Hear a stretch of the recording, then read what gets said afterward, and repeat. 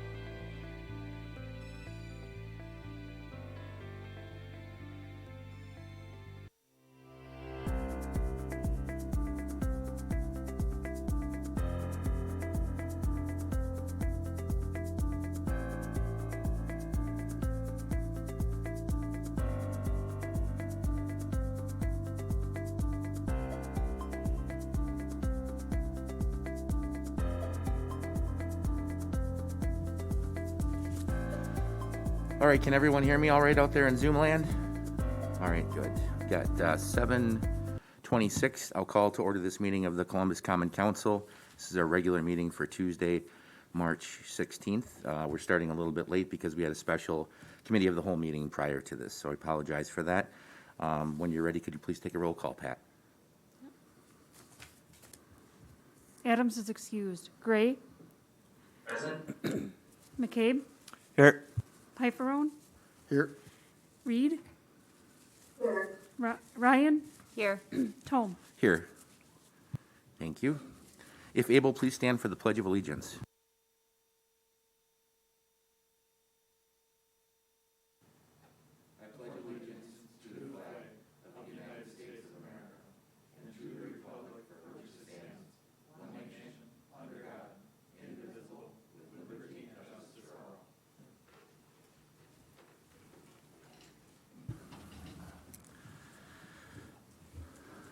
This meeting has been noticed in accordance with state statutes and local ordinances.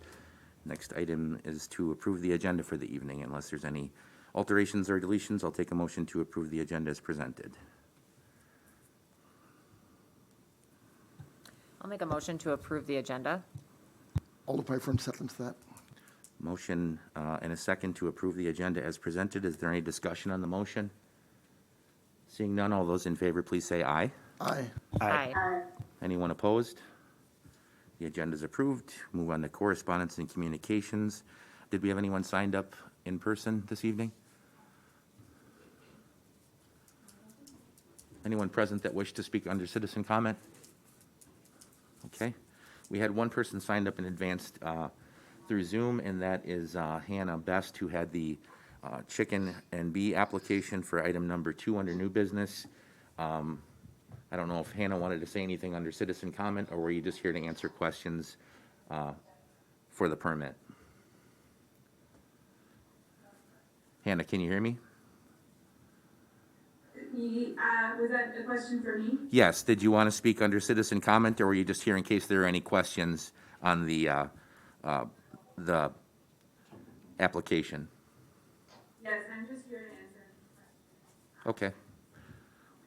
All right, okay, thank you. We'll call on Hannah if we have any questions during that agenda item then. All right, we'll move on to the consent agenda then. The consent agenda tonight has the city and committee, or the city council and committee of the whole meeting minutes for March 2nd, 2021. I don't believe we had any applications for operators licenses in this packet, so it's just the minutes. Unless there's any edits on the minutes, I'll take a motion to approve the consent agenda as submitted.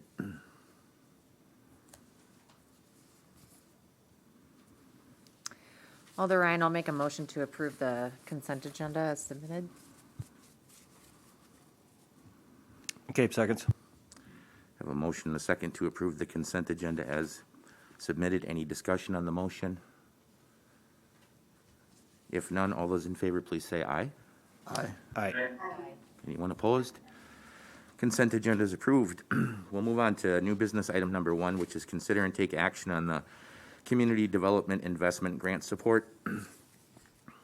This was reviewed by the City Council at the last Committee of the Whole meeting.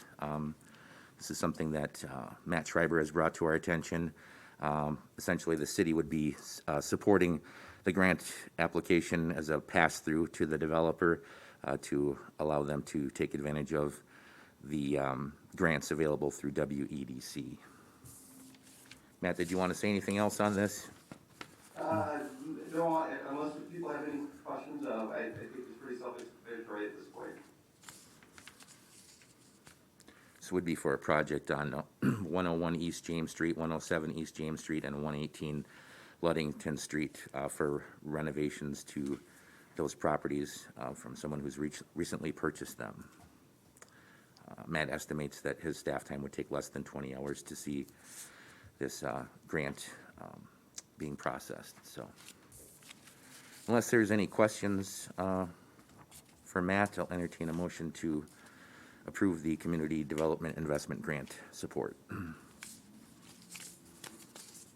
Or actually, are we approving this through Resolution 721?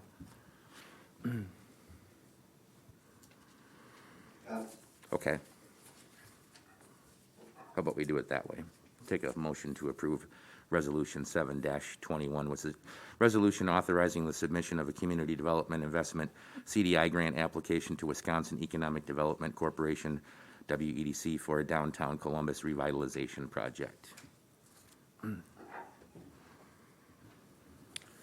Alderman McCabe will make a motion to approve the Community Development Investment Grant Support number 7-21.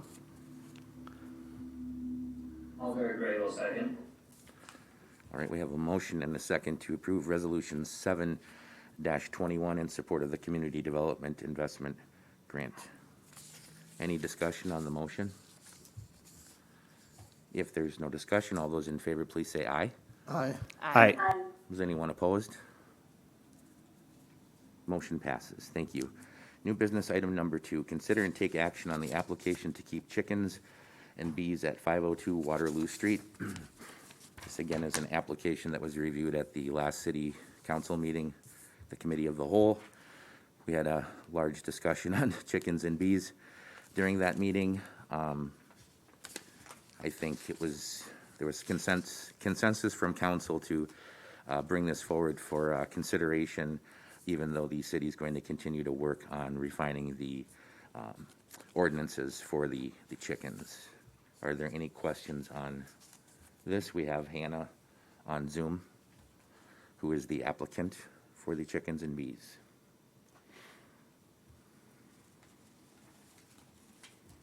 I just have a question on how many chickens you will be tending to. I'm planning to get 4. I wasn't at the last meeting. Is there an ordinance on the limit or no? I don't know. The limit is 4 per Okay. the ordinance. All right. Yes. Yes. Are there any other questions?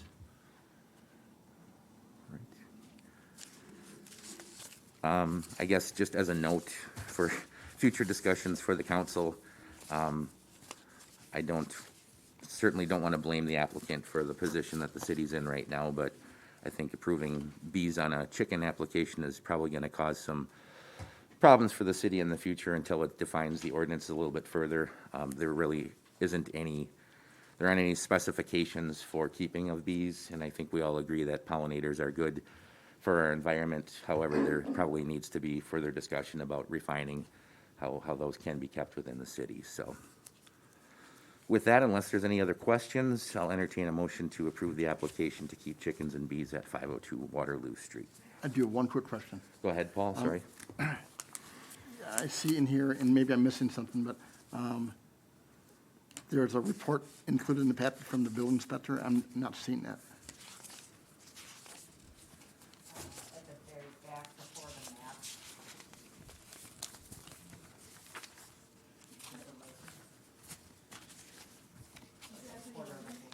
It's after what, Pat, sir? After the ordinance.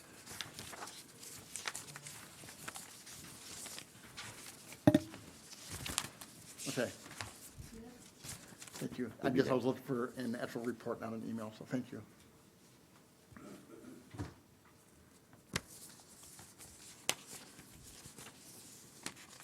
Did you have any additional concerns with that, Paul? Okay.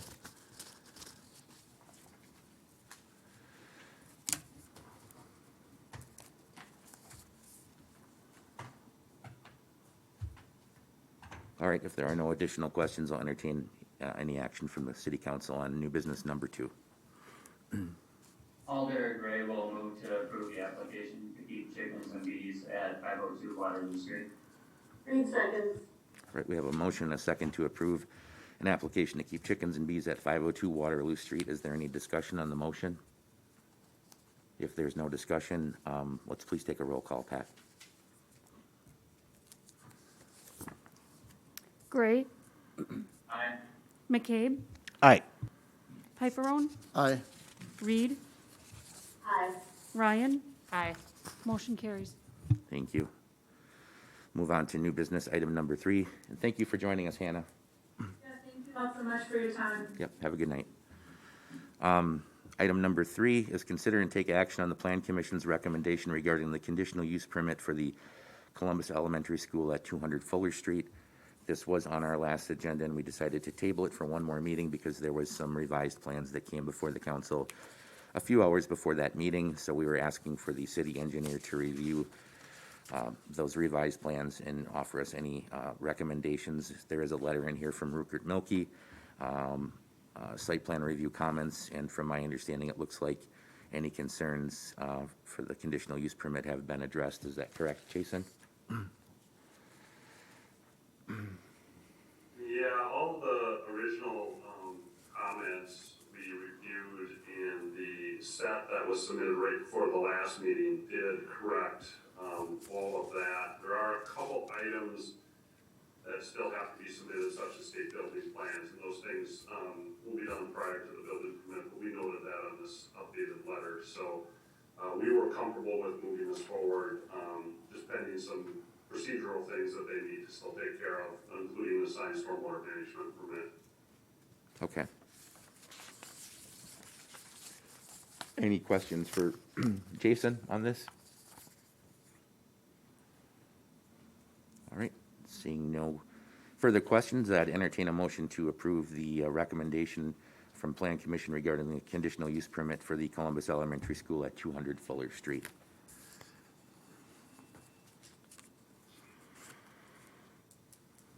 Alder Gray will move to approve the conditional use permit for the Columbus Elementary School at 200 Fuller Street. Okay, Alder seconds.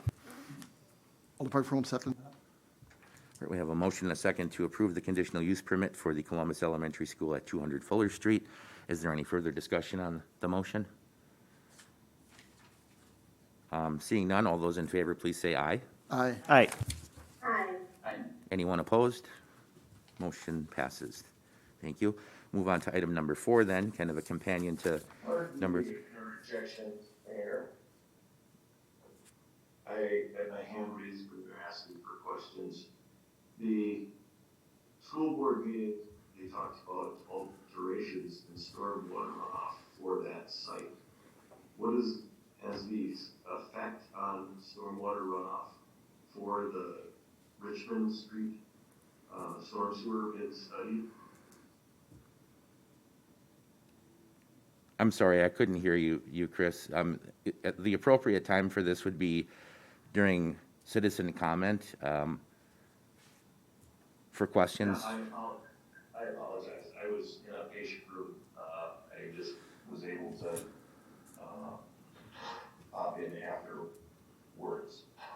I think if there are concerns about stormwater issues, those would be best addressed by sending them to the city administrator that could give them to the city engineer, but I'm sure that the part of this conditional use process and the combination of the CSM and the other things we've been dealing with the school are going to be addressing stormwater issues. I don't think I could give you any answers on anything tonight, so please contact city staff if there are concerns that haven't been addressed, if you feel that way, okay? Oh, okay, thank you very much. And my original reason for being for citizen comment was 4th of July tonight. Can I have a minute to talk about that? Not right now. We're halfway through. You can speak at the citizen comment at the beginning of the next meeting if you can log into the committee of the whole meeting, Chris. Can you hear me? Okay, I can. Okay. Thank you, Chris. Okay, we were on item number 4. Consider and take action on Plan Commission recommendation regarding conditional use permit for the Columbus High School at 1164 Farnham Street.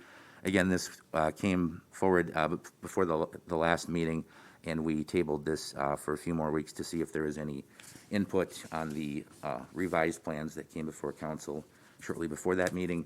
There are some notes in here from Rupert Milkie. Jason, if you just kind of wanted to summarize those for us to see if everything has been in compliance. Jason, you're on mute. Sorry. All right. Yeah, so similarly to the elementary school, the revised set of plans that address the comments that were incorporated into the first letter. There are a couple of things things still outstanding here. Namely, the primary one is that we still have the waiver for the driveway angle in accordance with the ordinance. They did provide some additional information to show that the turning movements for large vehicles, trucks, fire trucks is adequate. So we don't have any objection to that. It just obviously is not compliant with the code at this time. And the other comment that we had noted, we had believed, or at least in our review, it indicated that there might be some additional disturbance as part of an alternate bid or some additional work that might occur at the high school. That disturbance could push the amount of total area of the high school project over the acre threshold, which would then require a stormwater management plan and submittal for review and approval. At this point, they're below that threshold, so we are not reviewing it. So we just wanted to point that out in our review letter to the applicant, just to make them aware that if there is any changes or additions to that project to increase the size of it, there are some additional requirements that we will need. So at this time, though, it is fine moving forward in relation to stormwater with the project as proposed. So we didn't have any objections to moving this project forward. Okay, thank you, Jason. I do think there was some discussion when this first came forward to the council concerning the intersection angle for the driveway, and I think that maybe there was some confusion as to whether approving the conditional use permit at this time provides a waiver, and my understanding is that there needs to be a separate action to waive that, since it's not in compliance with the ordinance. That's been pointed out in here that it is, it's not within the ordinance. So I just want a clarification from the city attorney on that. Right, your conditional use permit that you're looking at tonight deals with zoning issues, and under chapter 114, and the driveway angle is either going to be under chapter 86 or under chapter 78 for a site plan review issue. So that is, the driveway issue is something that should be brought separate and not be part of your conditional use permit analysis tonight. Okay, thanks for the clarification on that. I guess what is the preference, since there are a few small issues, does it make sense to approve the conditional use permit, approve the conditional use permit with contingent upon staff approval for those last few items? Does that even matter or not? No, I think the two issues that Jason identified are, neither one are conditional use permit specific. Okay. So I think you can deal with the conditional use permit independently, if you like. Okay. All right, any questions from the council for Jason or Paul on this? All right, if there are no further questions, it sounds like we can, we have the recommendation from staff to approve the recommendation from the Plan Commission regarding the conditional use permit for the Columbus High School at 1164 Farnham Street.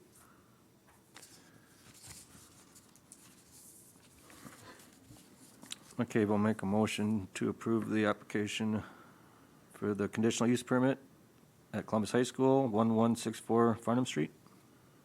Alder Piper will second that.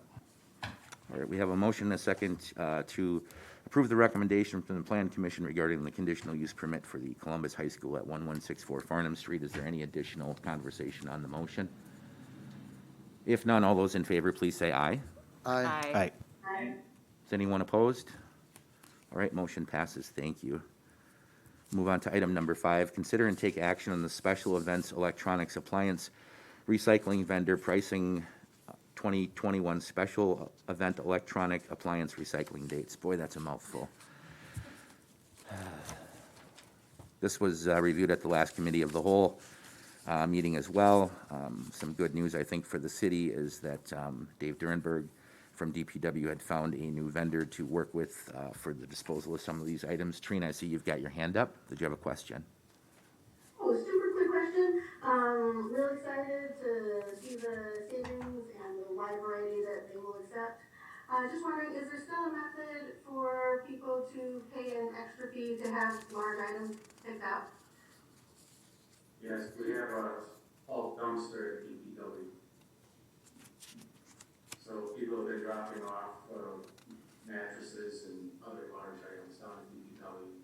stop by the window and let us know what kind of items you've got, and there's a fee schedule, and you can give you the great items down there in the yard.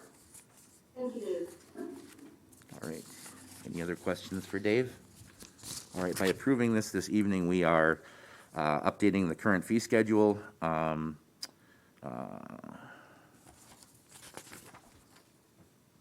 Approving the agreement to use Refrigerant Depot as the vendor for electronic and appliance recycling for 2021. Approving the associated costs for the electronic and appliance recycling, which is $30 for TVs and projectors, $10 for computer monitors and all-in-one monitors, no charge for items on the approved appliance and electronic flyer. Approve the event dates of Saturday, April 24th, July 17th, and October 16th, 2021, from 8 a.m. until 3 p.m., and approve the dates to be published early in our flyer and calendar. Why can't I think of LRC calendar? That is the calendar that we get, Landscape Recycling Center, there we go, will go in the water and light bill for city distribution and must be received by water and light staff no later than March 15th in order to be included in the April bill. All right. Any further questions? I'll entertain a motion to approve.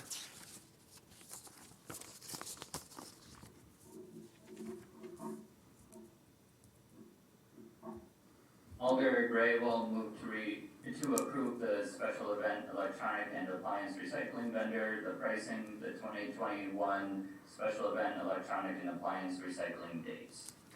Alder Ryan, I'll second. Get a motion in 2 seconds to approve. Is there any further discussion? Seeing none, let's please take a roll call on that, Pat. McCabe, Aye. Pifferone, Aye. Reed, Aye. Ryan, Aye. Gray, Aye. motion carries. Thank you. Item number 6, consider and take action on the DPW copy machine upgrade. Again, we have Dave with us if there's any further questions. This was reviewed at the last committee of the whole by the council. It looks like Dave found some savings by looking at going to a different machine, which is a Task Alpha 2553CI through Wisconsin Copy and Business Equipment. So this would involve approving DPW to cancel the maintenance agreement with Gordon Flesch that it currently has. Approve DPW upgrading to the Task Alpha 2553 CI copy machine with Wisconsin Copy at a cost of $83 a month, and approving a lease agreement with Wisconsin Copy for the above-mentioned copy machine for a 60-month term. Attorney Johnson, did you get a chance to look over the agreement? Do you have any concerns?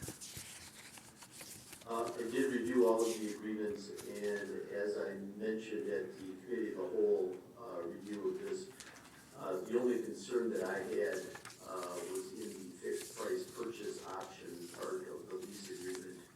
And it's not necessarily a concern as a kind of a warning for Dave to make sure that he gets a firm identification of when the commencement of the lease agreement actually begins. Because it says that it's determined by them after everything has been concluded or has been addressed, and that commencement date is what triggers everything else in the agreement. So we just need to know when that date is because they get to set it. Other than that, I had no concerns. Okay. Any questions from council? All right, if there's no further questions, I'll entertain a motion to take action on item number 6. Alder Ryan will make a motion to take action on the DPW copy machine upgrade. McCabe, seconds. We have a motion and a second to approve the DPW copy machine upgrade. Any discussion on the motion? If not, could we please have a roll call, Pat? Pifferone, Aye. Reed, Aye. Ryan, Aye. Gray, Aye. McCabe, Aye. motion carries. Thank you. There's a lot of paper with that one. On to item number 7, consider and take action on the mayoral appointment of Brad Baston to the Columbus Water and Light Commission. Greg Robbins, who had served on the Columbus Water and Commission for 10 years, resigned last June 18th, 2020 from the commission due to retirement and losing residency by moving outside of the city. I would like to appoint Brad Baston to fill the remainder of that term, which expires in 2022. It's been pretty challenging finding residents to fill these boards, committees, and commissions, especially this past year during the pandemic, and I believe Brad will be a really good fit for the commission and will contribute greatly. So I'd appreciate the appointment, your support on the appointment to the Water and Lake Commission. Any questions? All right, if there are no questions, I'd appreciate approval of the mayoral appointment of Brad Baston to the Water and Lake Commission. I'll make a motion to approve the mayoral appointment of Brad Bastian to the Columbus Water and Lake Commission. Alder Piper will second that. All right, we have a motion and a second to approve the mayoral appointment of Brad Baston to the Water and Lake Commission. Is there any discussion on the motion? If none, all those in favor, please say aye. Aye. Aye. Anyone opposed? Motion passes. Thank you. Move on to item number 8, which is consider and take action on Countryside lease. Would be the Countryside Ford property, which is at 1149 West James Street. The lease agreement would be between Nathan Roberts and the city.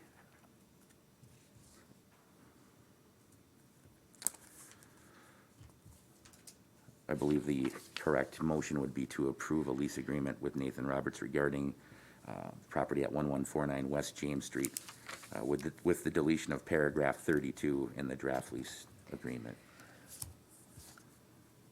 I'll make a motion for the reasons read. Okay. Alder Piper will second that. We have a motion and a second to approve a lease agreement with Nathan Roberts regarding city property at 1149 West James Street with the deletion of paragraph number 32 in the draft lease agreement. Is there any discussion on the motion? All right, if there's no discussion, let's please take a roll call, Pat. Reed, Aye. Ryan. Gray, Aye. McCabe, Aye. Piperone, Aye. motion carries. Thank you. We'll move on to item number 9, which is consider and take action on claims in the amount of $710,115.91. Were there any questions on the claims?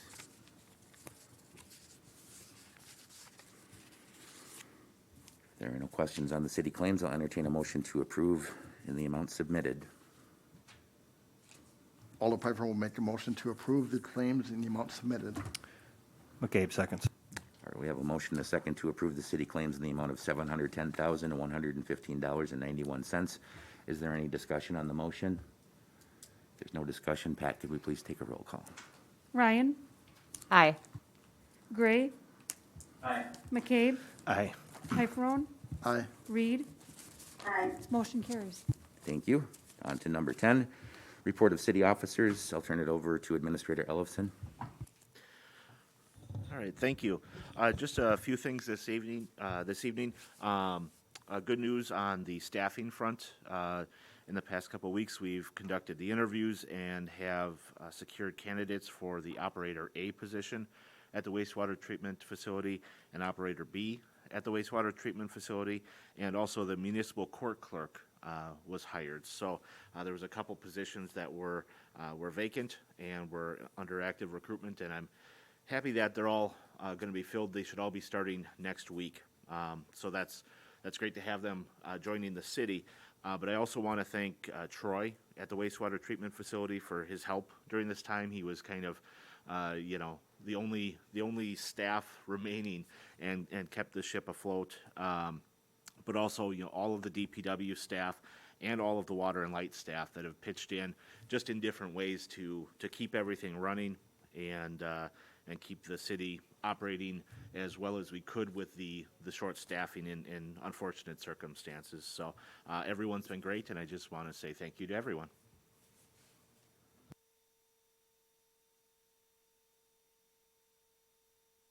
Thank you for the reminder.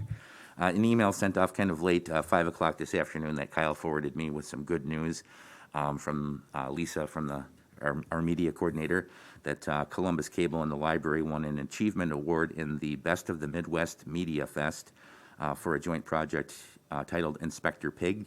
community media centers through the Midwest to participate in this competition, including Wisconsin, Iowa, Minnesota, Illinois, and Kansas. Big kudos go to Bethany Hultgren for writing, directing, and acting, and also to most of the library staff for acting as well. The motive of this program was to entertain patrons while informing them of the library services and highlighted the helpful staff.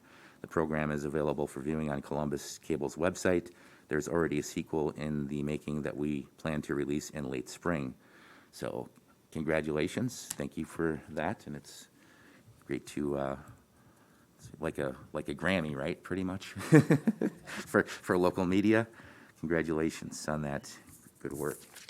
Also wanted to mention that the Landscape Recycling Center will be open to the City of Columbus residents starting Saturday, April 3rd until November 22nd or 27th. I know a lot of people are waiting for this final snow to melt so they can get to work in their yards and gardens.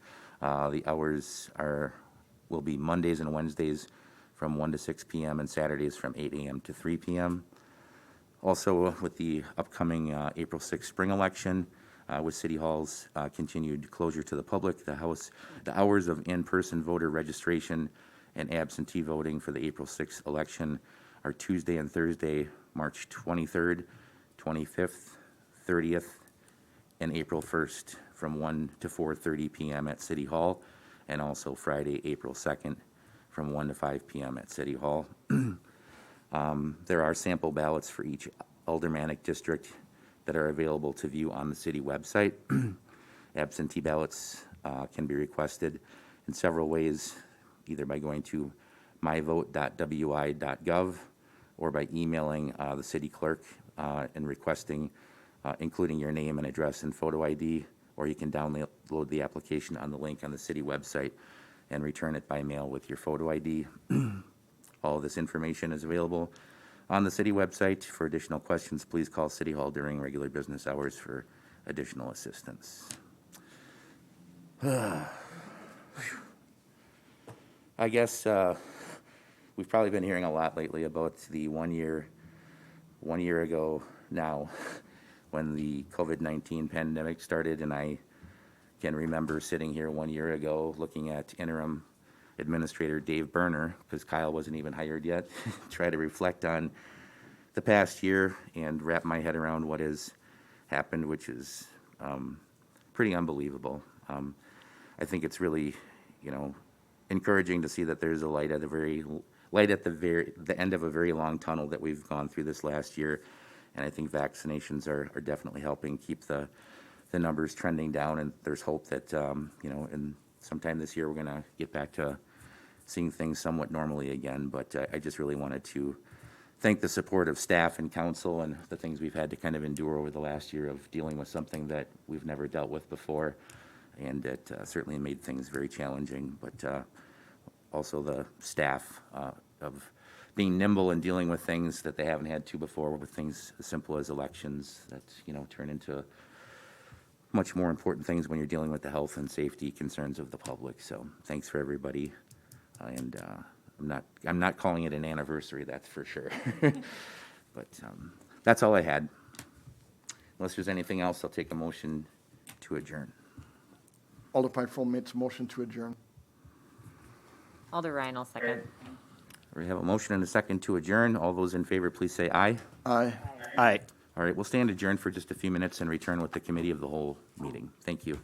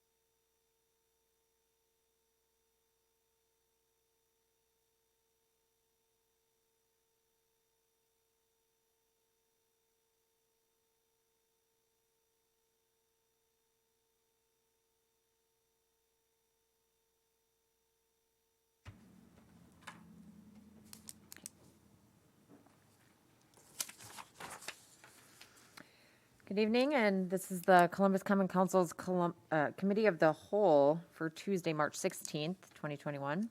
Time is now 8:06 PM. Pat, would you please take the roll? Adams is excused. Gray, Present. McCabe, Here. Pifferone, Here. Reed, Here. Ryan, Here. Tome. Okay. This meeting has been noticed with local and state statutes and ordinances. Number 3, if there are no amendments, I'll take a motion to approve the agenda. Alder Prytron makes a motion to approve the agenda as is. McCabe seconds. Okay, number 4, citizen comment. We don't have anybody signed up physically here for citizen comment. Is there anybody that wishes to speak on Zoom? Looks like the gentleman that was with us prior is no longer there, so we'll move on from citizen comment. Number 5 is department reports. Were there any questions, concerns, or just comments about any of the department reports? They're all from February of 2021. We got the DPW, the finance director, the fire department, Lifestar, library, media coordinator, and police. Yeah, I just had McCabe has a comment? Yeah, I have a comment. I had a concern from a citizen that, I don't know if it was February or March, but they communicated they knew of 2 instances where Lifestar took like up to an hour to get to an ambulance call. And I didn't know if that, it says at the bottom, they met response guidelines for all call-ins for the month of February, but I guess I don't know what the guidelines, the time limit is for them. Administrator Ellison? So there are different timelines depending on the zone. I don't believe 1 hour would be acceptable for any of the zones, but I guess if they had more information, if they could provide that, because they did indicate that they met the response guideline, and then they did receive mutual aid one time, which could have resulted in a longer than normal response for wherever that ambulance is coming from. So I guess any more information they have could help us go back to Lifestar and ask additional questions. Right. Yeah, I guess the citizen actually talked to them, and they said they were busy that day.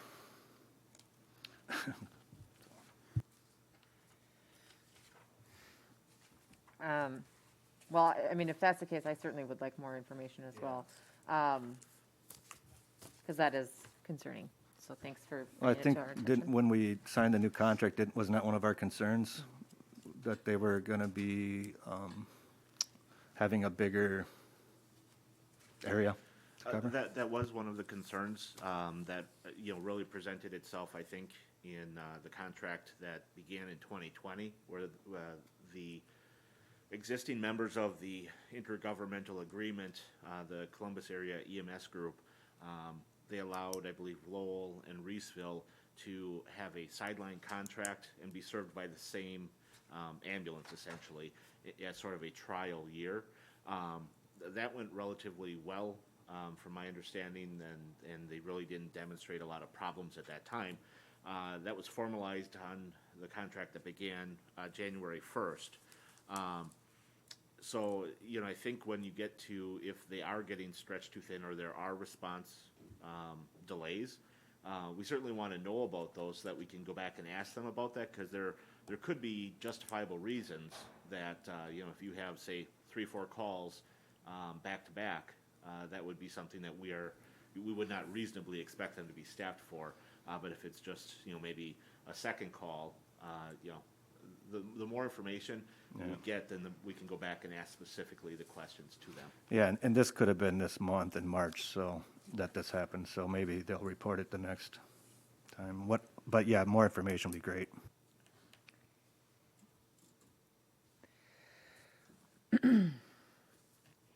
Okay. Any other questions or comments about any of the department reports included in the packet this evening? Seeing none. We'll move on then to number 6, which is review and discuss Rupert and Milky Task Order number 2021-03 in 2021. The Columbus UNPS application grant. With us this evening, we have the city engineer, Jason Letha, on Zoom. Hi, Jason.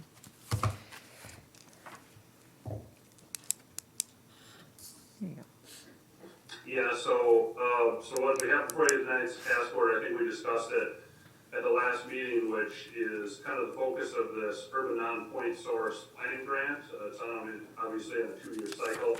It matches 50% up to $85,000. And so the task order was for us to prepare the application. So there's a few pieces to that. One is the resolution that's in your packet that follows. We have a meeting that we have to have with the DNR, and then the application is about 10 pages long. There's a bunch of narratives, a bunch of technical information that they're looking for, figures, tables, aerial photos, things like that we have to pull together to build a case. We've been working with staff just to kind of keep developing the idea of what this would all entail. At this point, we're discussing possible inventory updates of the storm system that we currently have to get better records, so we can monitor that going forward. Another component of that is public education outreach, both passive and active.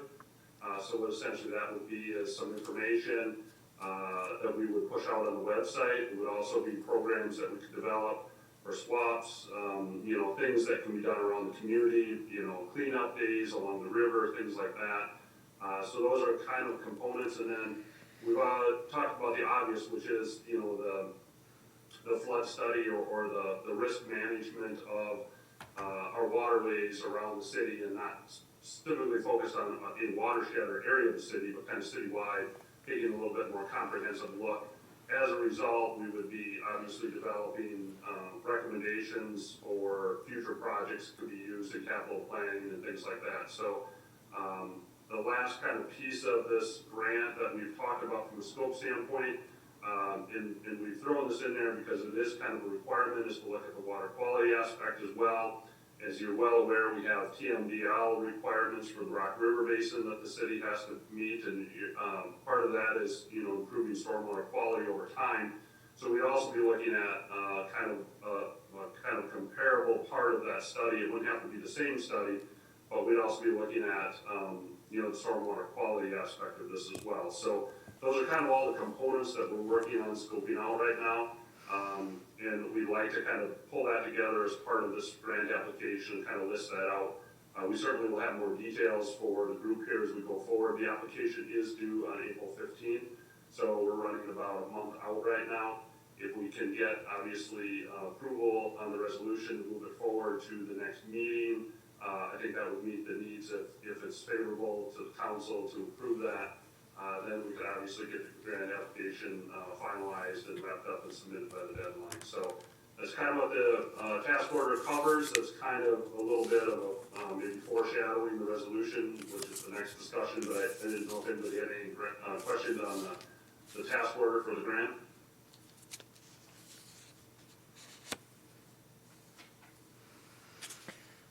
I'm seeing none. So is everybody okay to move this task order then forward to the next regular meeting for approval? All right.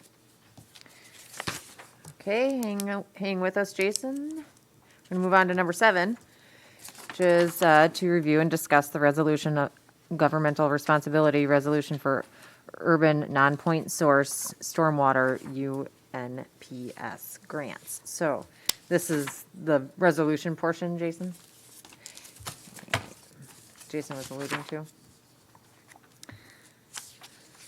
So this is the draft resolution that's required per the grant. So basically the language is provided to us in a template form. We obviously have to fill in the city's information, but it's pretty standard. Basically the DNR wants you to acknowledge that you'll sign and submit the grant application and take the responsibilities of making sure that there's financial aid for your half of the funding associated with it. And then obviously you're gonna follow some necessary environmental hazard assessments and things like that as we go through the process. So, pretty standard resolution. It is in draft format. So we've kind of pulled that together and edited it and updated it for the city for consideration. We do need this approved before we submit on the 15th because this has to go in with the application.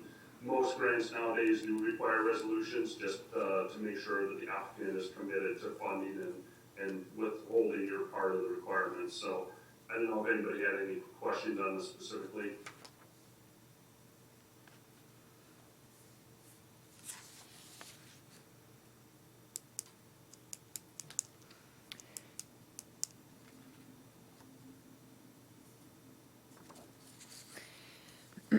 I don't have any questions. Seeing none. Okay. All right. Looks pretty standard. Thank you, Jason. That's exciting. All right.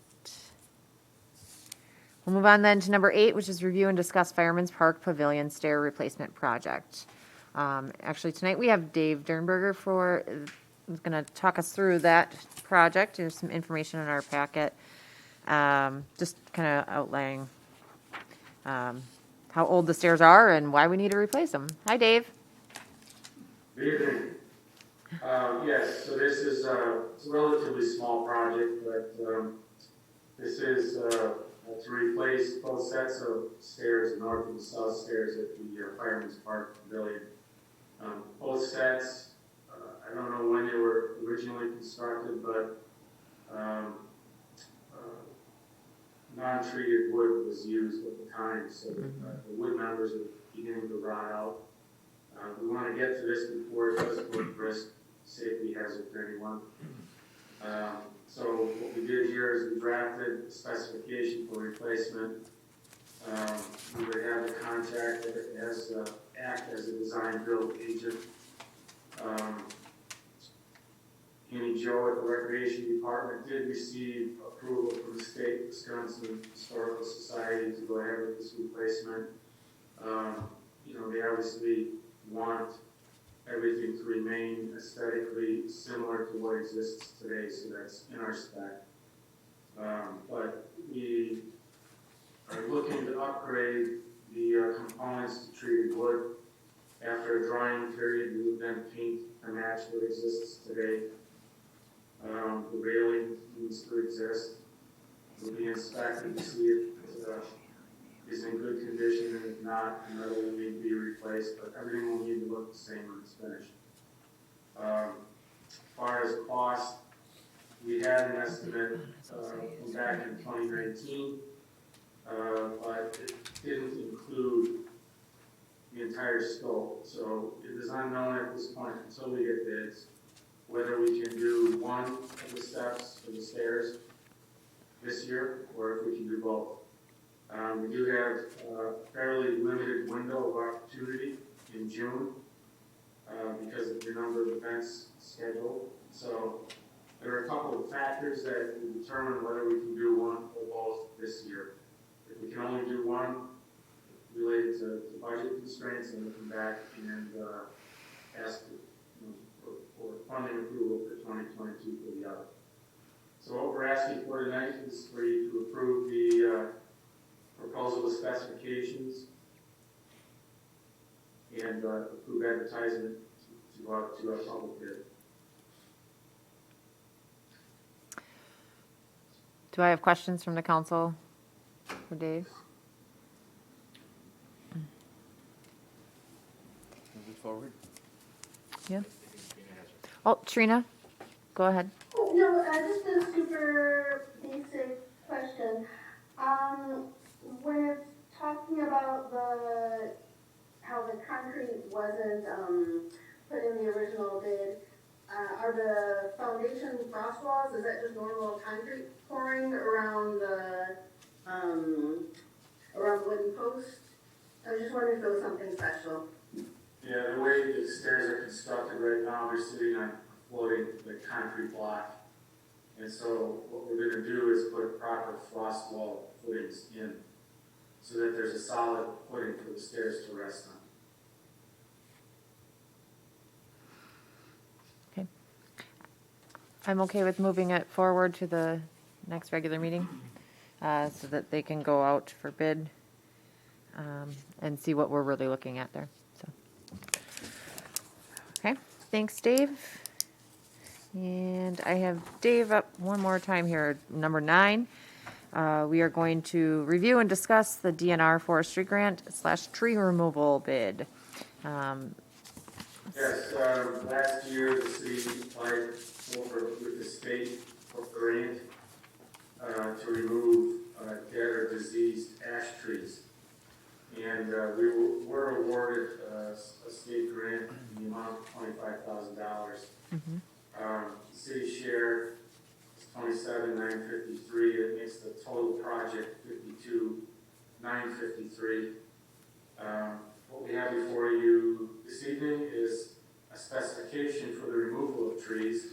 Within the grant, it is a requirement that we do a Class 2 public advertisement for bid. So we're going through that process right now to bid and identify a contractor to remove the worst trees that we have identified in our GIS.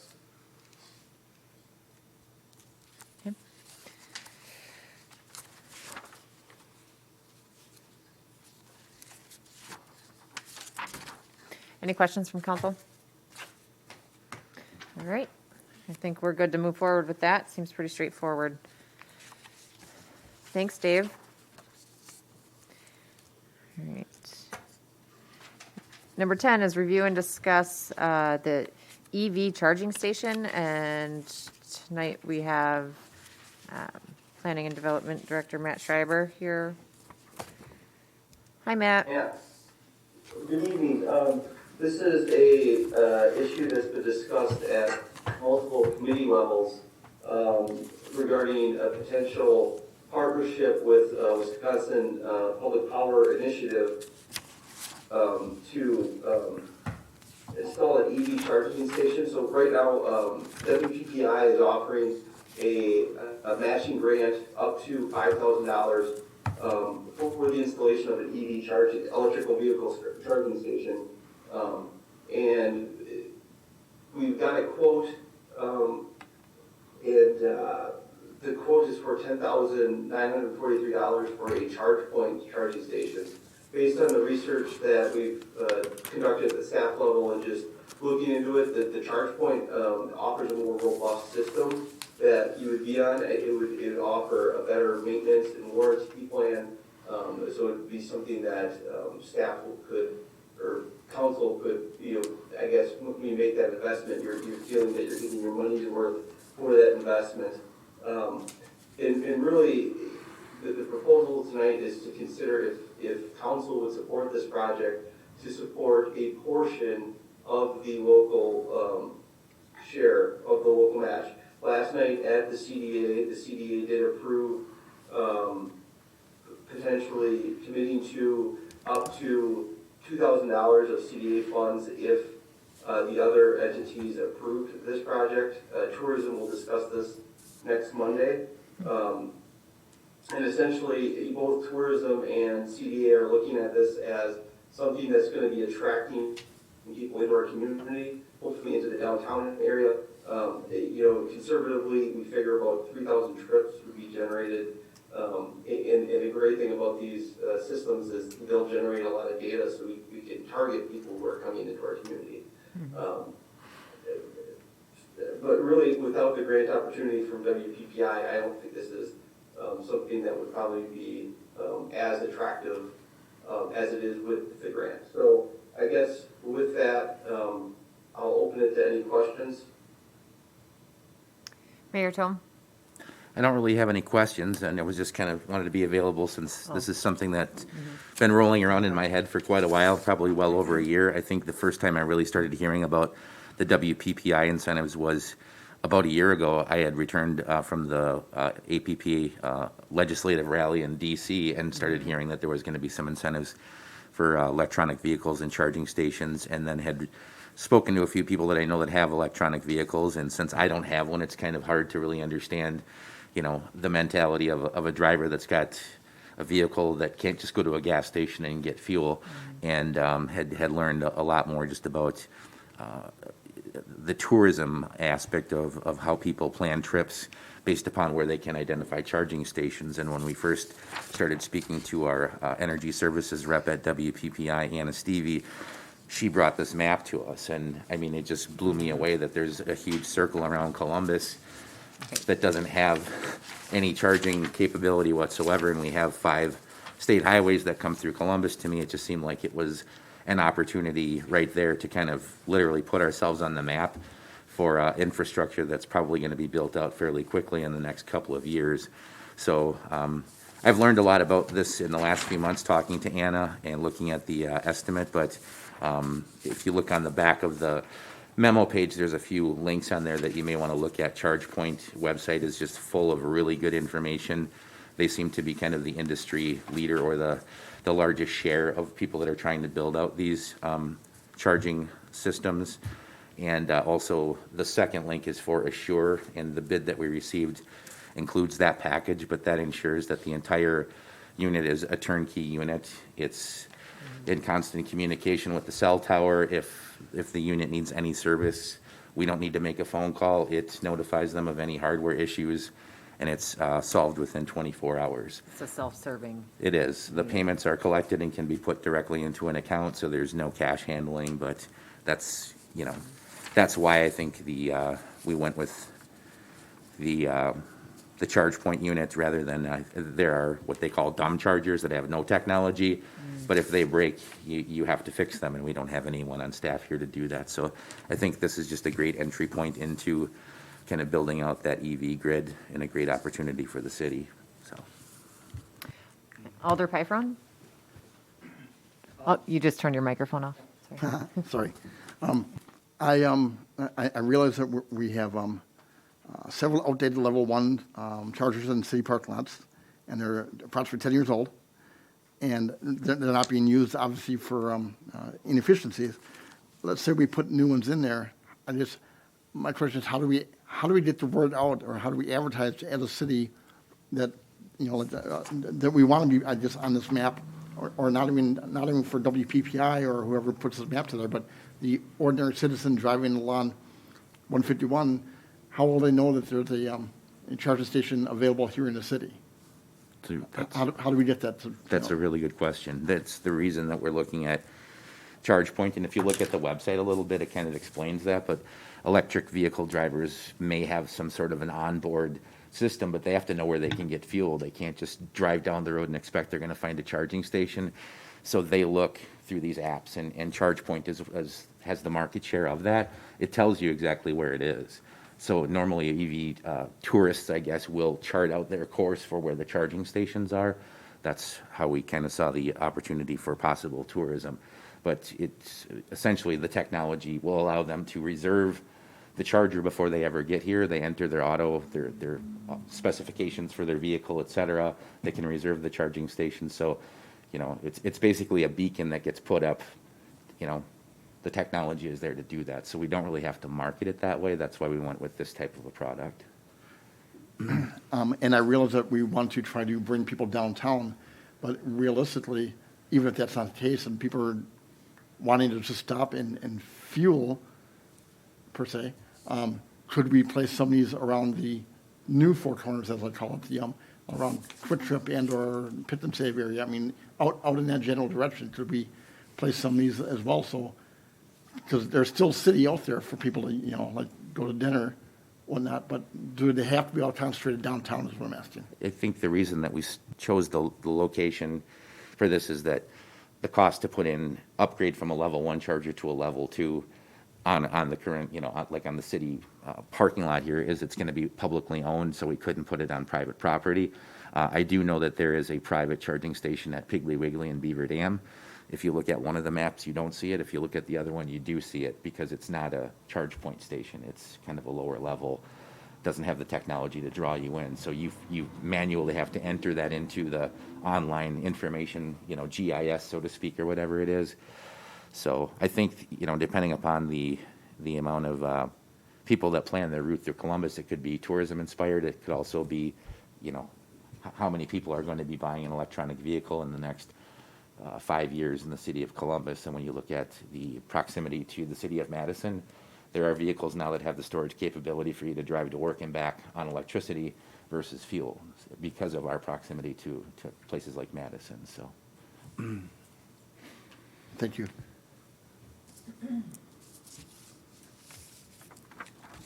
I'm sorry, one more question. Go ahead. The old, for lack of a better term, we'll call it the old Jodio's parking lot, that's city-owned, right? And we have, I think the state has a red van that you can commute back and forth to Madison whenever that starts up again due to COVID. Might not that be also a great place to, you park your, I guess if you, I don't know, maybe I'm talking in circles, but, if you have a great vehicle, it's very efficient, you might not need to ride the van, but, you charge it while you're at work and then drive home to Beaver Dam, whatever. I don't know, I'm just thinking outside the box. maybe the state will upgrade their vehicles in a couple of years to electronic vehicles for the ride share. I don't know. We had discussed the Jodio's location as well, and unfortunately that parking lot is in the flood fringe, and we didn't want to take a new investment that uses electricity and put it in that location. I guess the other option too to consider is in the future, if this was successful or you saw an investment locally of people buying these, you can buy a residential charger that runs it off of 110 or 220, but you can also buy the dumb chargers, so to speak, and place them next to the smart charger. So when you show up, the beacon is there because of the technology from ChargePoint, but then you have multiple chargers there that don't really need to tell you, where they are. So That are less expensive. Okay. That's a good point. Ian? Just a quick question. So with this, obviously we only want EVs to be able to park there. Do we need to update any ordinances for parking violations if someone else parks there? What if an EV owner parks there for 12 hours?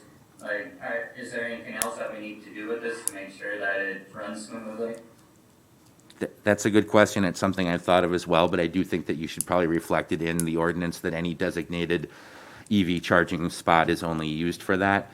According to the PSC, you can't charge for electricity, so you're charging for parking, so that should probably show up somewhere in the code that it's a parking fee. And also through the app, you can actually limit, I believe, the amount of time that people can reserve.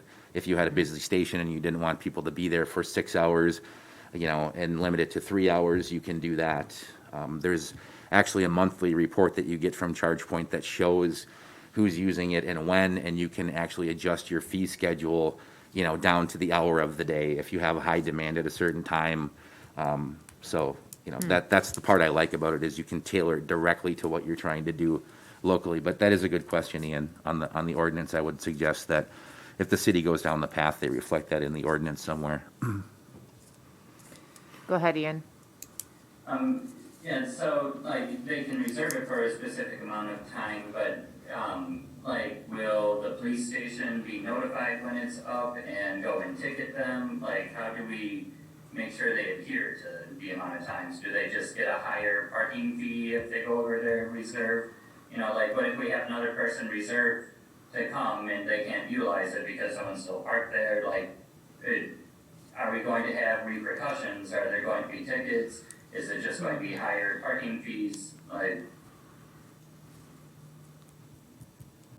That's a good question. I mean, I can follow up. I haven't spoken directly to a representative from ChargePoint, but I do have contact information for a few other technical questions. But I think it would be good to ask what other communities have done in that situation.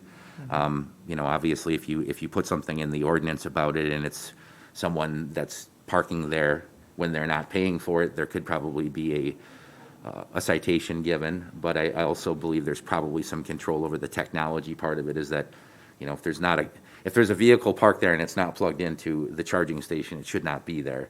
Is that something that you have to incorporate into the code, et cetera? But those are good questions, and I can follow up on those.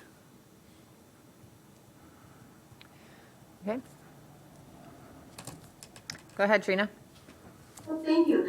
No, just wondering how it works. Is a reservation required Can someone who, on a whim, who's aware of the station, simply decide to stop by and top up their car? Is there something on the, is there something physical that they can simply, swipe a credit card through, or how does it work? I believe they make cards specifically for the charge point for payment, but otherwise you can do it through your phone. So I think if if you didn't reserve it ahead of time and you came here and it was open, you could definitely charge at that point. It just depends on what level of user you are, I guess. I just make the assumption that someone who's going to be traveling or doing tourist type things in a vehicle probably has hopefully some pretty good knowledge on how to make sure they're going to get their vehicle charged as they go on a vacation. So there is a short video link that I sent Lisa this afternoon that I don't know if it would be helpful, but it kind of shows, some basic information. It kind of starts off at the ground level about how the station works, but that may be beneficial if we have that. Is that possible? I just need to share my screen.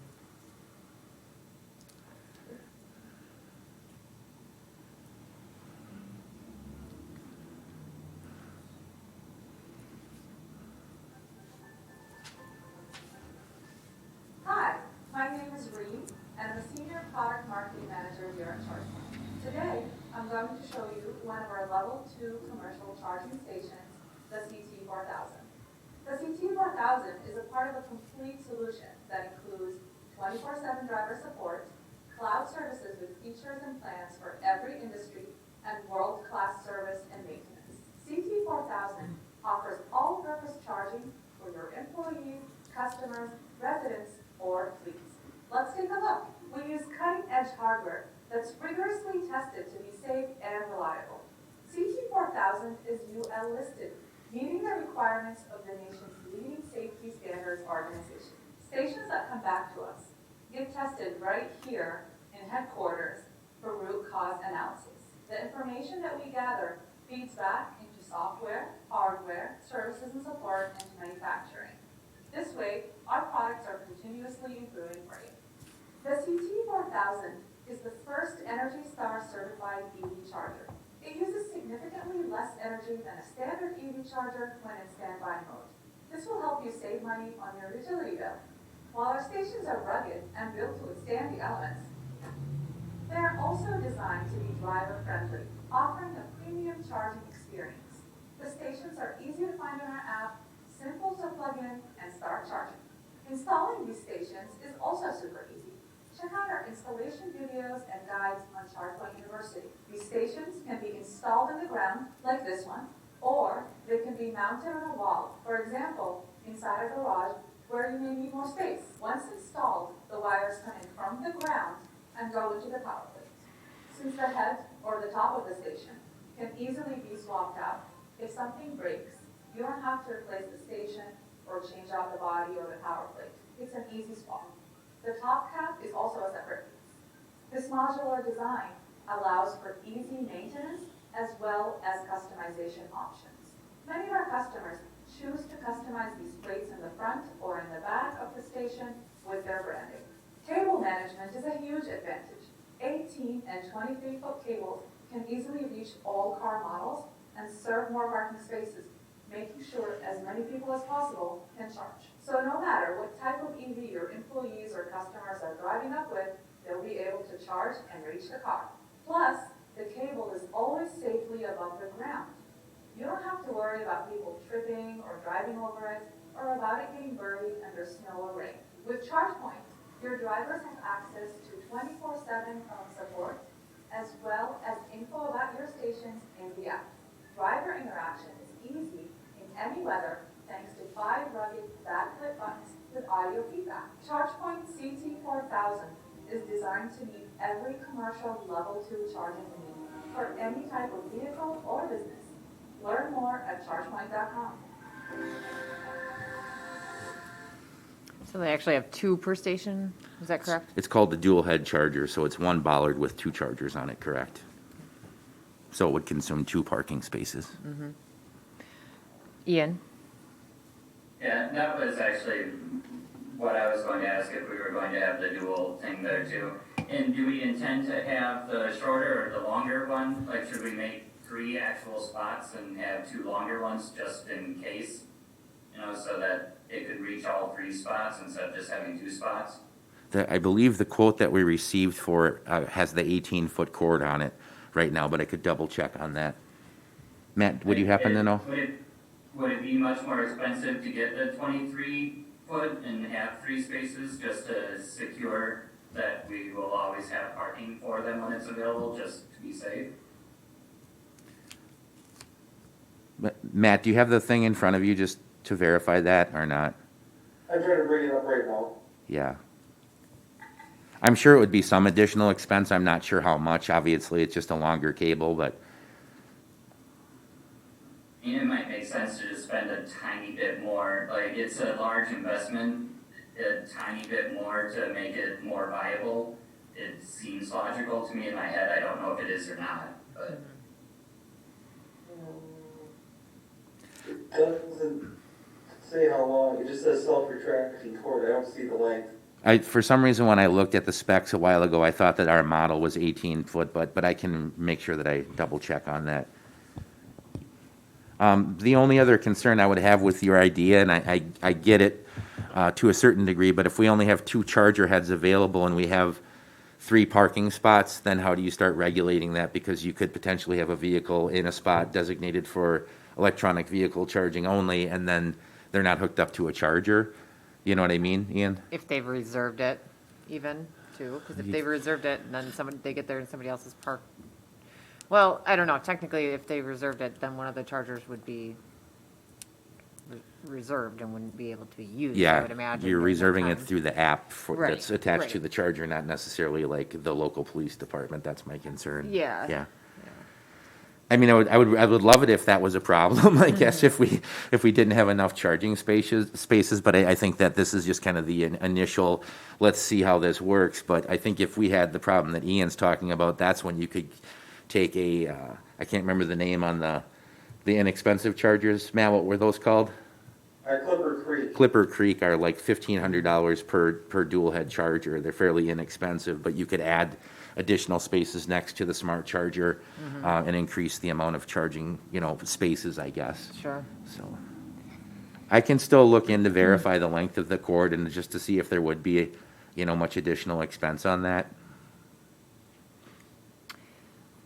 And they might, for a community that's only putting in 1, they might have a suggestion on how to best do it. Like, I might be completely off base. It was just a thought that, just in case someone is there too long or someone's parked there and there's, someone comes with a reservation and there's nowhere to fit, like, it could solve that potential issue. Yep. I'll check into that. I think Baraboo did one of these in the last year, if I remember correctly. That's what Anna Stevie had told us. So I'll see if they have any feedback to offer us about any parking issues or if they adjusted their ordinance, et cetera. But those are all good questions. I'm okay with moving it forward and receiving some more information the next time. Oh, I had a quick question. Oh, I'm sorry. Go ahead, Trina.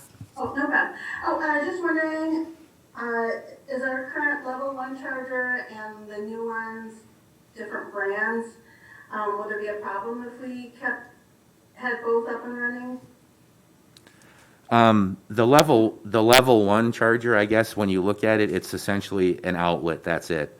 It's you plug your proprietary cord from your car into a 110 outlet, and there really is just no demand for that right now. I think that I'm just assuming when the city put those in years ago, it's when they bought the Chevy Volt, which is an electronic vehicle. So I think they used it for the purpose of charging the city vehicle, and that there are a few spaces in town that have those, but I don't see anyone currently using them. So there would still be other level 1 chargers at the other locations, which there's one by the senior center and then one in the public parking lot over by Tequila's, from my understanding, but I don't believe they get used. Awesome. I'd just like to make sure we have a backup somewhere in town. Thank you. Sure. I do think that if you can use a level 1 charger, you can use a level 2 charger. It's the plug. I think it's called the J1772 type plug, which is what this machine comes with, which is pretty universal and goes with anything. If you have a Tesla, you have an adapter to put on the plug that you can use to charge your vehicle. So I think that the plug is still somewhat universal, but there would be no, I guess, there would be no reason to plug into a level 1 charger because it would take you 5 times longer to charge your vehicle than a level 2. So that's why they don't get used. Katie? Go ahead, Kyle. A couple things too about the location. I know behind City Hall was preferred. One of the reasons was based on the power supply that we need to get the adequate, electric supply to the charging station. But I also heard from Dave just recently that he had some information about some charging stations that they had in some of his previous employment. And so, Dave, did you maybe want to just add the recommendation you had?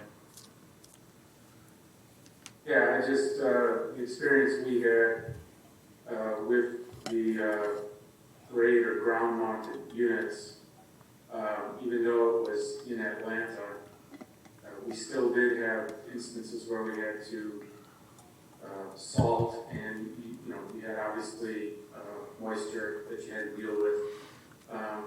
We found that we were having issues with the electrical connections inside the unit. They were corroding from the salt use. So, I think my recommendation, if you go ahead with these charge point units, would be to get the wall-mounted units, and then the conduit can be fed through a watertight. The wires can be fed through a watertight conduit up to the unit, which would better protect the wiring. So keep it off. I'm just saying, keep it off the ground because they're susceptible to moisture and salt. Thank you, Dave. Thanks, Kyle, for bringing that up. So is everybody okay, I guess, with Mayor Tom coming back to the next regular meeting with this and giving us a little bit more information that he hopefully seeks out, and we will go from there? Yeah, I don't think the intent was to, this came forward last fall, and I know with the amount of projects that Matt had going and that we had going in general, I didn't want to throw something else on someone's plate, so I've kind of been, just tending to this over the winter. The Tourism Commission is going to meet next week, so that'll tell us a lot whether they want to partner on this. And then also I'm on the agenda for the next Water and Light Commission meeting to find out whether they're willing to kind of give us an in-kind donation to make sure that we have the site prepared for the installer to come. Obviously, if we had to trench and put in conduit for 300 feet, this would be a much more expensive project. So we're hoping that they'll partner with us, and we'll have some clarification between now and the next meeting. So I think if it continues for conversation, there's plenty of other things that the council will have to decide before it actually approves this, like how much do you want to charge? Do you want the Tourism Commission to give you recommendations on setting up a fee structure to start with, or does the council want to do that?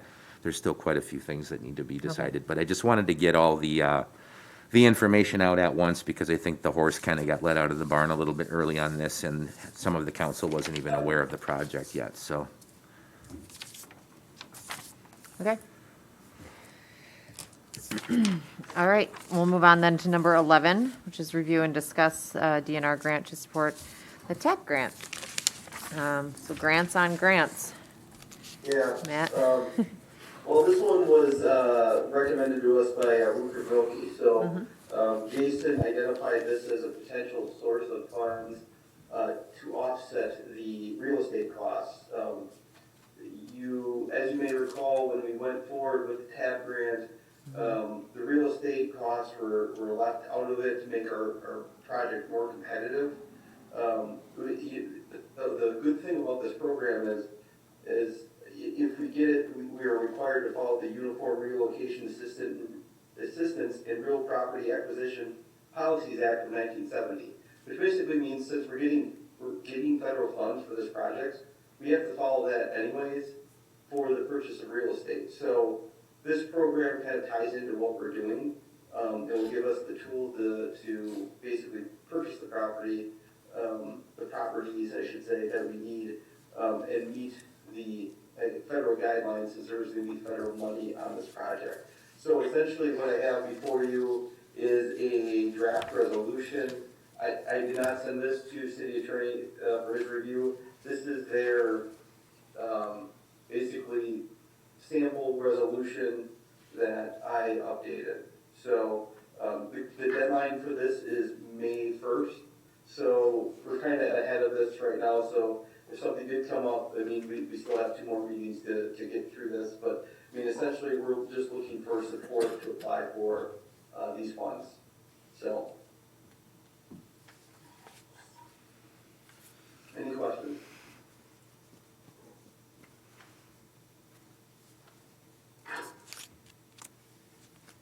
Go ahead, Mayor Schultz. No question, but just a comment to thank staff to kind of keep identifying these opportunities that help with funding some of these projects. It's nice to have one grant tied to another one that kind of helps take care of a lot of the funding. So I appreciate staff looking into those. I'm fine with moving it Hopefully forward. we're successful, so. Yeah. Right. Okay, everybody okay with, so, yeah, absolutely, my support is there, let's apply, and that's the first step. Thanks, Matt. So got Matt then, number 12, review and discuss the CSM for 898 Dick Street. This went through the Plan Commission. It's a certified survey map application. So, go ahead, Matt. So this is a fairly straightforward CSM. Essentially, the owner at 898 Dick Street owns 2 parcels, 122604 and 122603. And essentially, they will be combining the 2 parcels into 1 parcel. Essentially, the purpose of this is to allow for an accessory structure on the northern parcel, which is 122603. Currently, that parcel does not have, it's vacant, and by code, you're not allowed to build an accessory structure on a residential property without a principal structure first. So the way to address that with the code is basically combine the 2 parcels into 1. So that is what they proposed. Really, out of the Plan Commission, there were only 2 comments, and they are not addressed yet in the draft CSM in your packet because Plan Commission happened on Thursday, and really this packet was put together before then.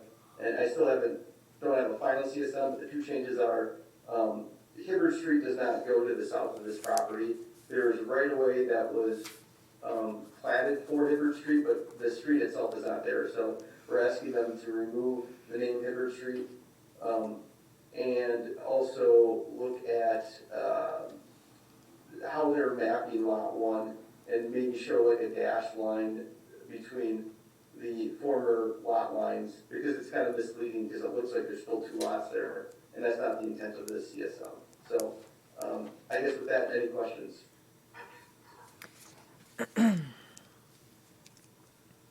I think, Matt, the only other thing that I brought up during Plan Commission is just that there is a different accessory structure on that lot that we'd probably want them to have updated on there too. Matt, yes.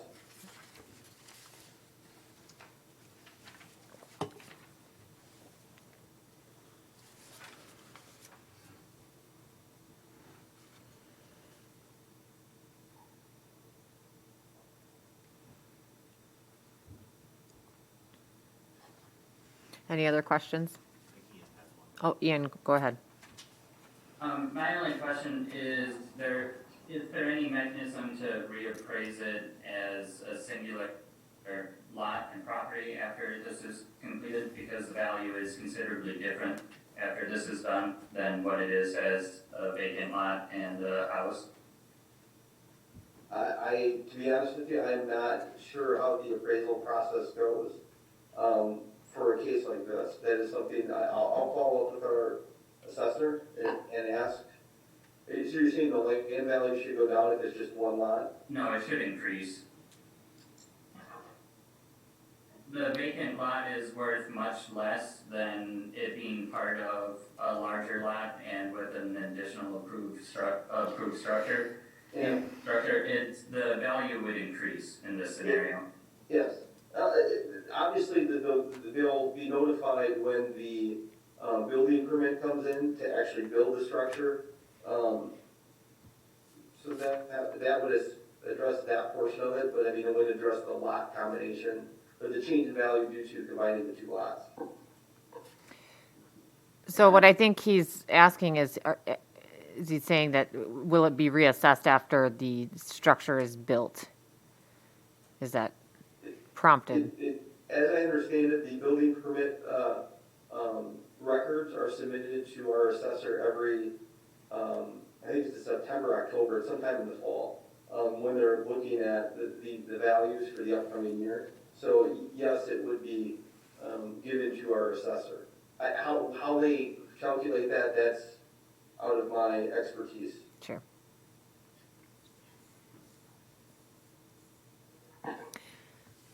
I'm seeing no other questions. Okay, thanks, Matt. We'll move on to number 13, which is review and discuss the comprehensive plan. I know you've been working on this one for a long time, so. So tonight, this is one that, just kind of an update, just keeping you on track, moving towards the 5th. I am working towards getting a printed copy for everyone. I didn't have it in time for the meeting, but I intend to have one by the end of the week. I still say that, I still would recommend that everything is out on our website. If you, please review it. If you have any questions, contact me. And that is essentially the update I had for tonight. I just wanted to make sure we're working towards. The other thing I'm working towards is updating a resolution.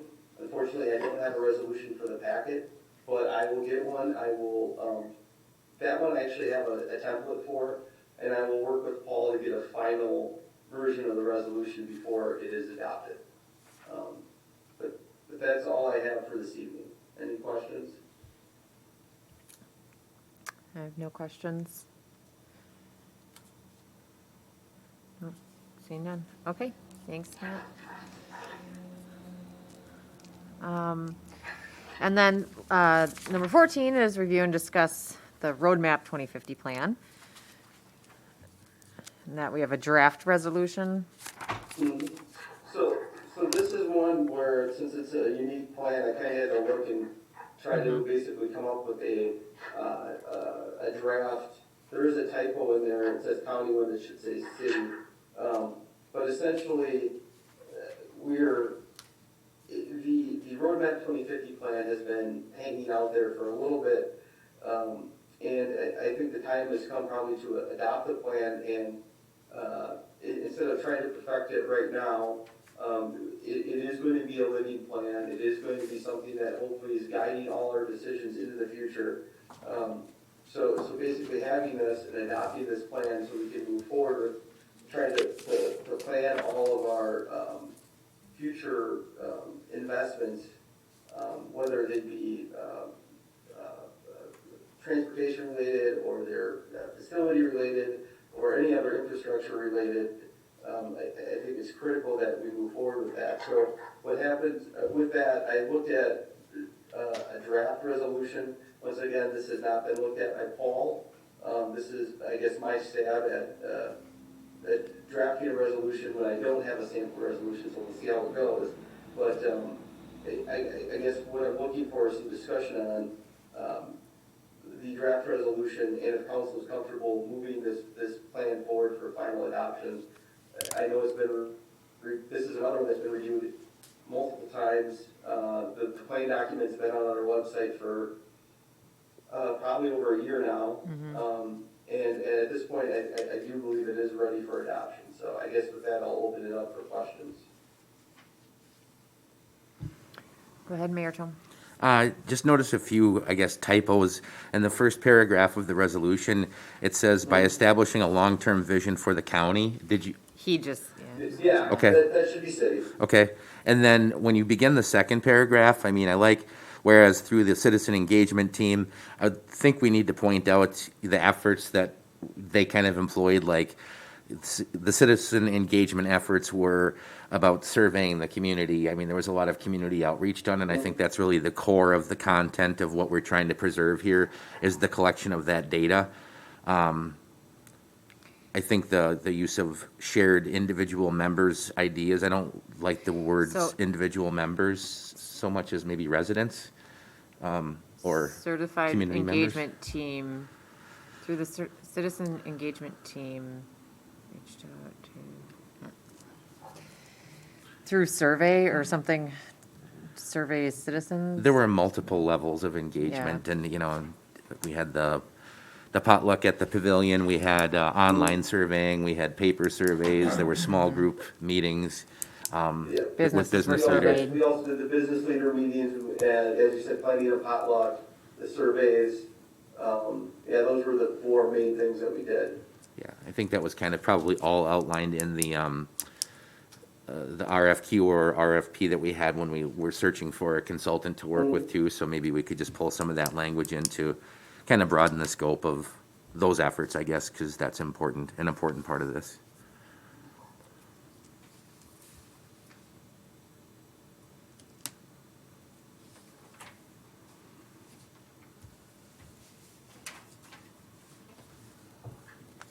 So instead of saying individual members, just saying citizens, I think would help with that too. I think you're right. Just because we're already naming the citizen engagement team, so the shared citizens' ideas and visions.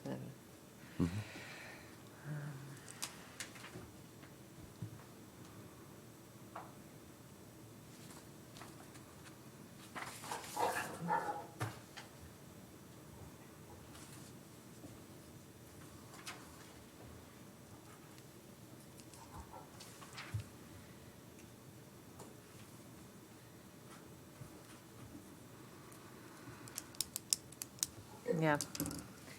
I mean, I think the rest of it looks good. It's just looking at that second paragraph and kind of implementing, what the mayor's talking about and just reiterating that it was. I'll work to clarify that, and then I'll also have Paul review it to make sure the resolution makes sense.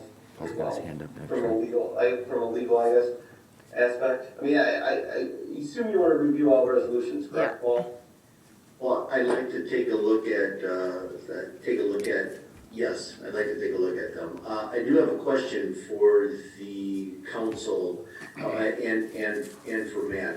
I think that it would be a really good idea to put in the resolution at least a general idea of how much weight the city will be putting on this document.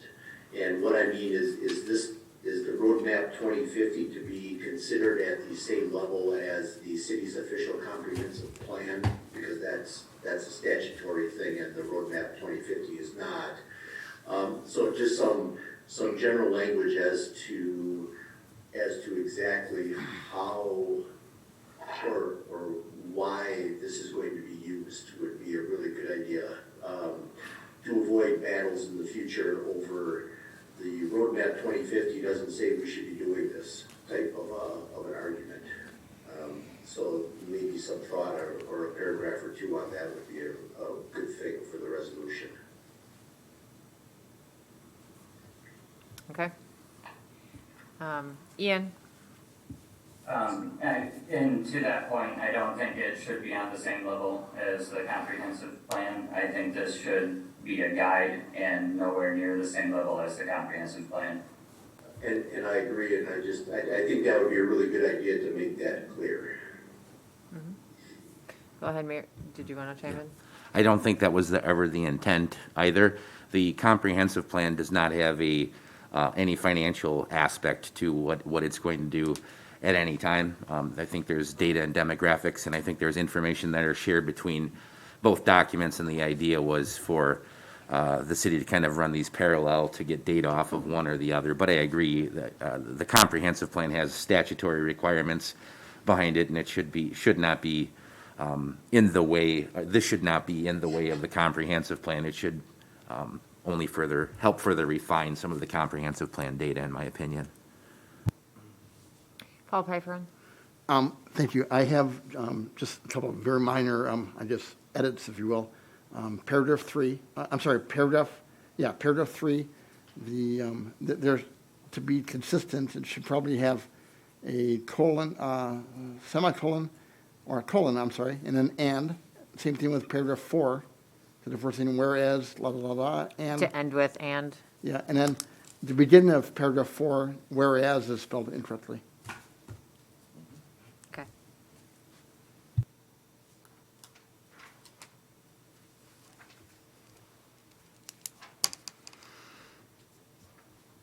Okay. Matt, do you have any other, like, questions for clarification? What are you doing? Okay. Anybody else have any suggestions? This time? Okay. All right. Thanks, Matt. You can take the rest of the night off.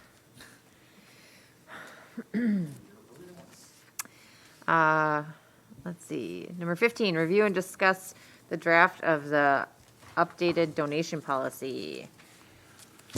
We have Kyle for that. Get to the right page. All right, thank you. This was one of 3 policies that were, sort of due for review and refreshing. This one has a little bit less clear of a origin than some of the other policies we're going to talk about shortly. I believe it started back in 2014. It looks to me like we found another community's core document and probably adapted it to our own needs. What I'm really not clear about is if the council ever actually approved this, because I'm not finding that in the records. But there are some legitimate concerns that when you're taking donations, that can come up as far as, are we incurring additional costs on an ongoing basis? Are we making promises of things that we're going to do in the future by taking a donation?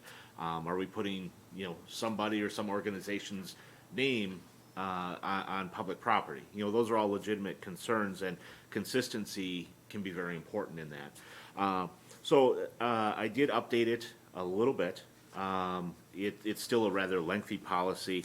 But I guess what I'm really looking for feedback is along the lines of, are the changes acceptable? Would you like it to remain more similar to what it was originally? Or would you like to, maybe eliminate it or start from scratch? Just in the past year, we have had several, or at least one instance, where, well-meaning partners with the city, started a project and an improvement, and we found out kind of halfway through. And it was going to result in some additional charges and things like that. So, the more consistent we can be in applying this, I think the better off we're going to be. So that was sort of the intent of this update.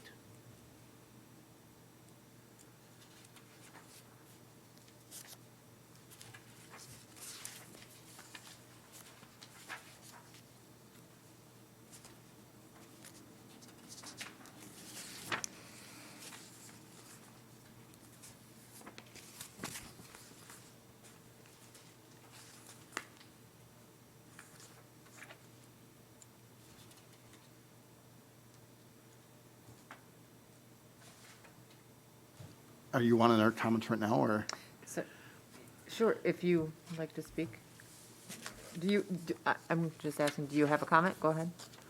I guess on 3.0 policy, if you're asking whether, I would agree that I don't think that needs to be bold or underlined. I think if this is it's a legal document, one word is no more important than the other word, so it should not be drawn out to the others. It detracts from everything else. Yep, so the first document is kind of the strike-through document that shows you any changes that were made to the original document. The policy underneath that is the clean draft version. So on page 1 of the clean draft, it is moved down into not bold. So that change was adopted. Okay. And I have, where is it? Page, why am I not seeing it now?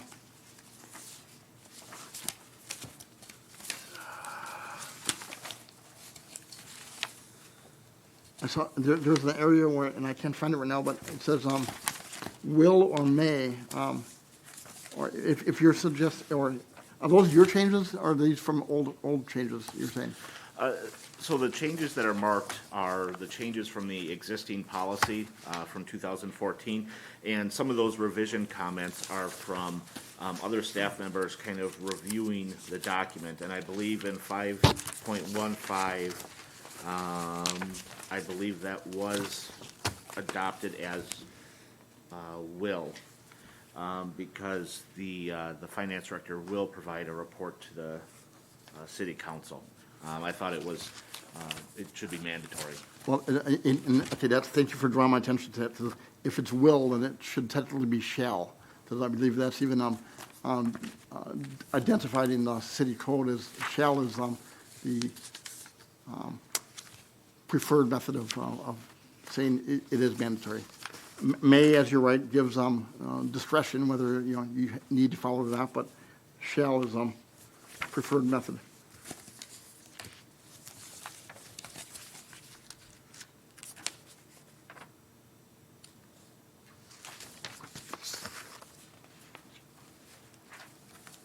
I like the addition of the commissions and committees. I think that first line that you altered there, I think that that's a good, my personal opinion, that's a good move to avoid issues or conflicts.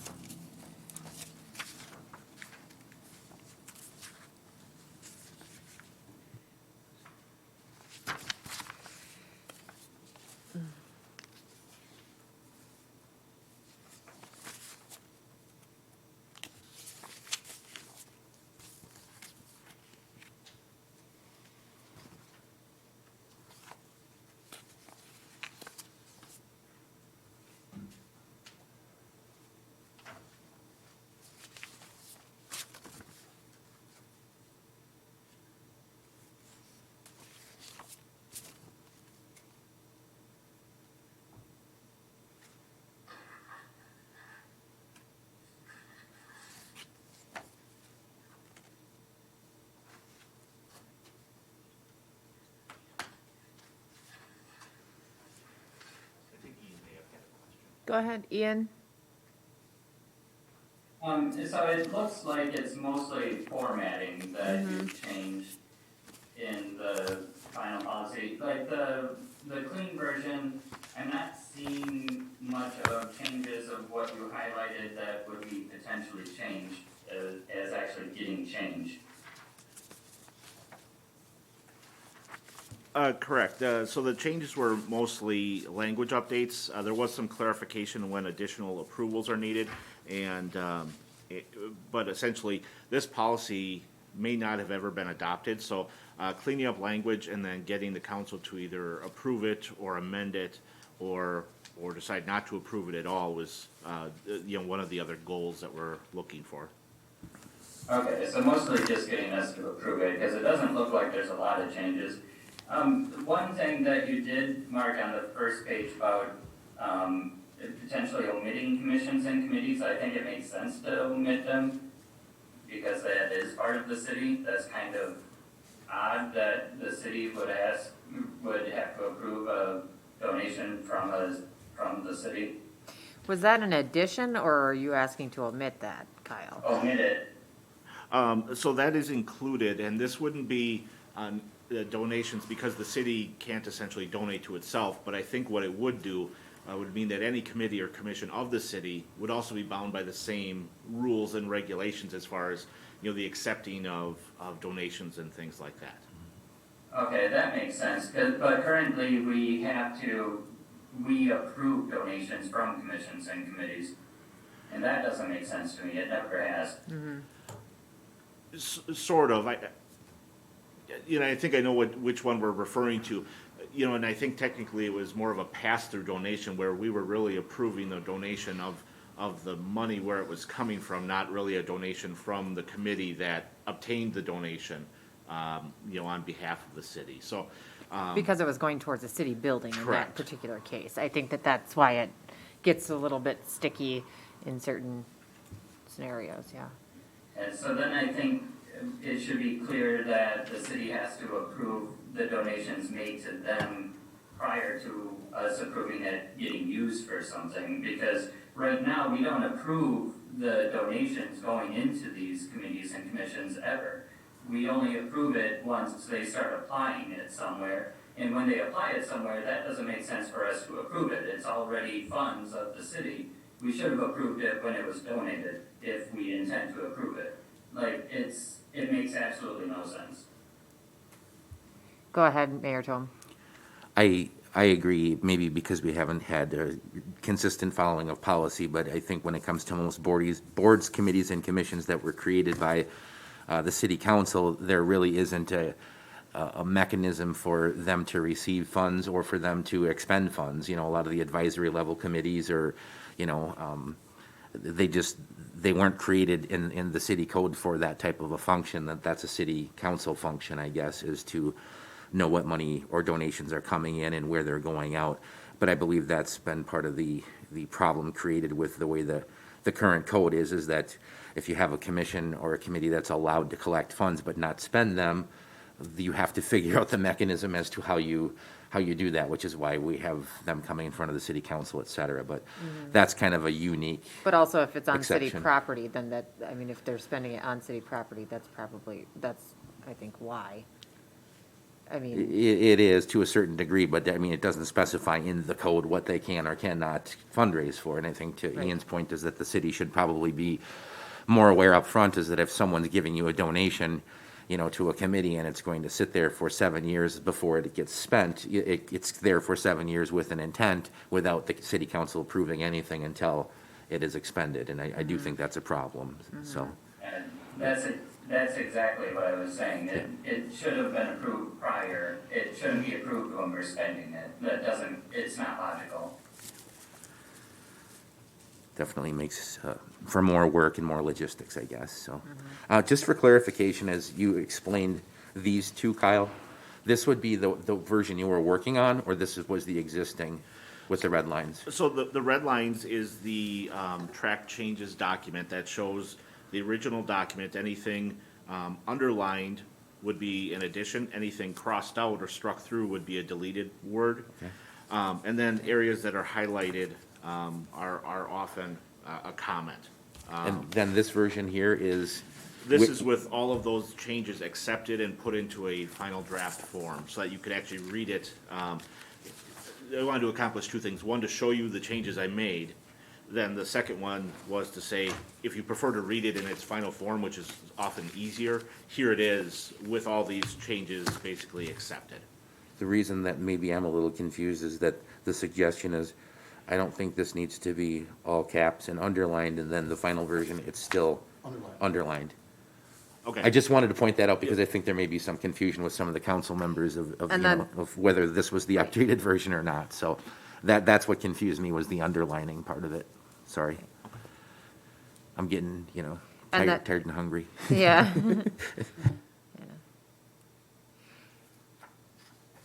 Okay, yep. Otherwise, I don't have any concerns. I mean, I appreciate the update and that it should be updated. I don't think 3.0 needs to be underlined.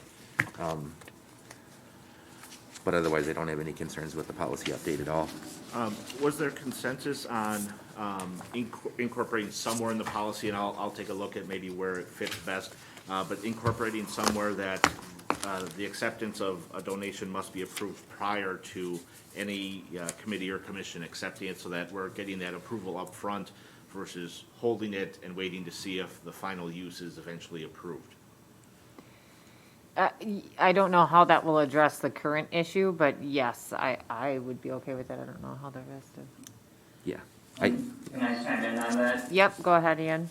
I think maybe the easiest way to accomplish that, because we can't go out and approve every, $25 check. Maybe each commission and committee has to come to council once a month for us to approve any donations that they've received. Does that make more sense than us approving each individual donation? Go ahead, Mayor Tom. I don't think it's about every donation, depending upon, I mean, there could be circumstances where someone wants to donate $50 to City Hall for, in memory of somebody, or to an honor tree or whatever, those one-offs. But I think when we're talking specifically about existing funds, it's more about the creation of the fund. If the city council approves the creation of the fund, you're creating the ability to fundraise with that intent for that fund. Just getting individual checks, the check shouldn't be cashed unless they fall into one of those individual funds. And I think that needs to be clarified here. Is this a one-time donation for a specific purpose, or just, here, I've got $50 and I want to donate it to the city for whatever uses? I mean, I think all those things are outlined in the policy. I think that's part of why this monetary donation form was being used in recent years, was as long as that form was filled out, they were getting some sort of authorization from the donor to say, here's the intent that I'm donating this money to, but it never really came in front of the city council. It went in front of the board, committee, or commission, and I think that the council needs to be made aware that those funds are coming forward and that they're going into a dedicated account for a specific reason. Then I think all the confusion goes away, or most of it. That makes a lot of sense. As an explanation, when we first started the pavilion project many years ago, well, not many years ago, for the elevator project, when I was first on council, I was beating my head against the wall because I wanted to create an account that could collect, donations and fundraising for the effort, and kind of knowing that when you come to City Hall to pay your taxes, you're probably not going to write out another check for $50,000 or $100,000 to the city. The CHLPC was the appropriate place to raise those types of funds, but there were still people that came into City Hall that gave us money for that project that ended up being gifted back to the CHLPC. It's just about having a receptacle where you can appropriately collect those donations, I guess. And they can be designated for a purpose They if should that's be. how they were collected. You've heard stories for years Yes. about, I gave money to the city once for this and nothing happened. But if you're giving it to a private 501c3, that's a different story. If you're giving it to the city for an intent, it should have an account tied to it, and it shouldn't be going into a general fund, which is not what we do normally, so.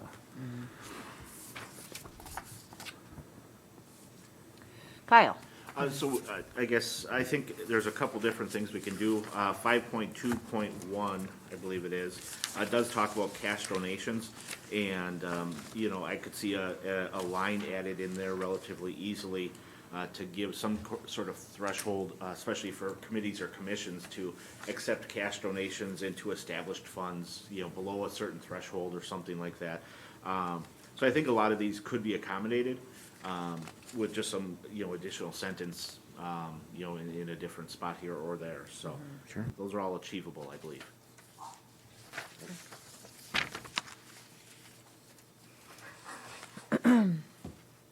Anybody else have any other concerns for Kyle before you?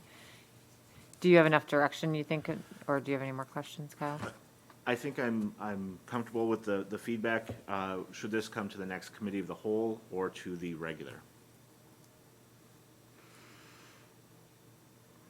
I think I'd be okay with it coming to the regular meeting if, you were just to bring the updated version to see again. Is council okay with that?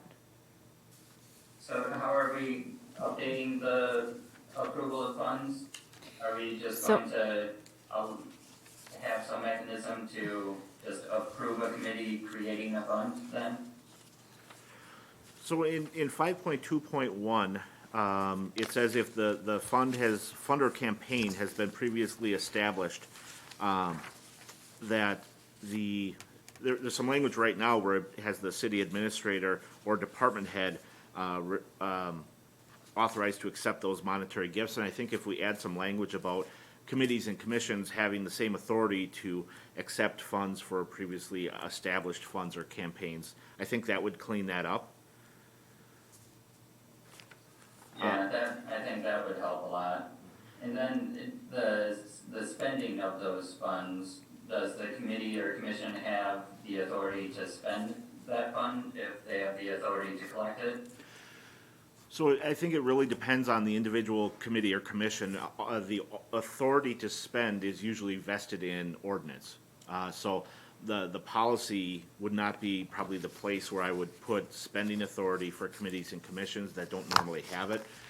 For example, HLPC, they've, some of their collecting of funds is identified in the ordinance. So I would just be, this is more of a policy as far as the receiving of the donation, not spending of the funds. Okay, that's fair. Okay. Thanks, Kyle. We'll move on then to number 16, which is review and discuss the draft of the updated purchasing policy. All right, thank you. I did note that the donation policy was several times thicker than the purchasing policy or the disposal of assets policy, which was interesting. And this one is used on a daily basis in the city. Again, this is an update of a policy that was adopted in 2018. This one is an adopted existing policy. The changes that I made, and again, the format is similar, where you can see in red on the marked up version the language that was either struck or added, and then the policy behind it is the clean draft. So you can kind of read it in the proposed final format. So the update adds language about the department head's role in making sure that the correct and accurate information is used in the approval process. It formalizes what we do to pay projects, like the Hibbert Street, and fulfilling those pay requests for projects that already have been approved. Talks a little bit about when you might not get 3 bids, because there are situations where that isn't something you may need to do or want to do, especially with proprietary systems. And then also talks about petty cash management policies and how we want to do that, and more of a department by department policy, so that we know exactly kind of how they're handling the money and how they're going to deposit it and things like that. The other one, which I put in here, which was not in there previously, and it's an important one to mention so that you take note. This would authorize the city administrator to sign minor or routine contracts on behalf of the city in certain circumstances. Technically, those routine contracts that we all kind of interact with on a daily basis, whether it's an agreement to have service done on a vehicle, or to get a cell phone, or to get a new cell phone, those are contracts. And unless expressly authorized, nobody should be signing those contracts on behalf of the city.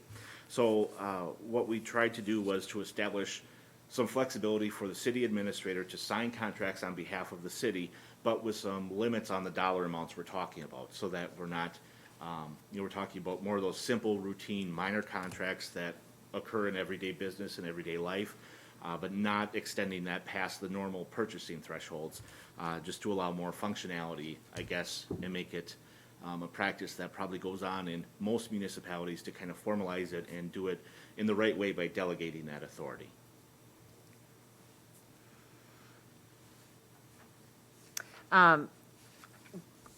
Question just for department heads don't have any ability to sign into contracts, correct? Or is that?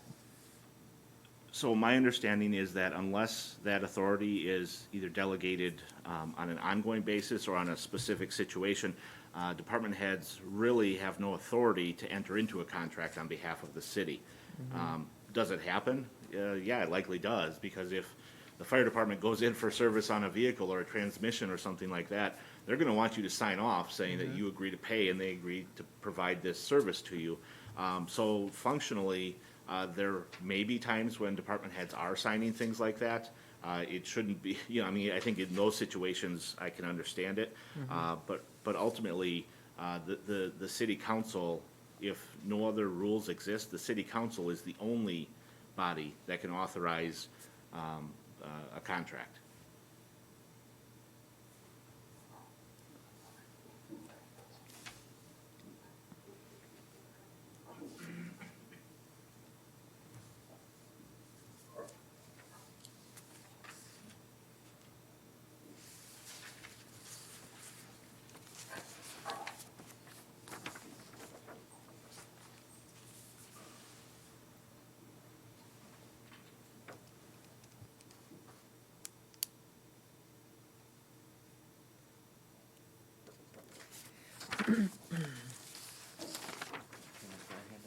Trina, go ahead.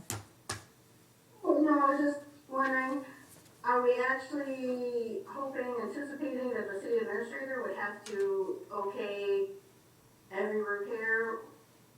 Wouldn't that be the department's head's job for regular maintenance?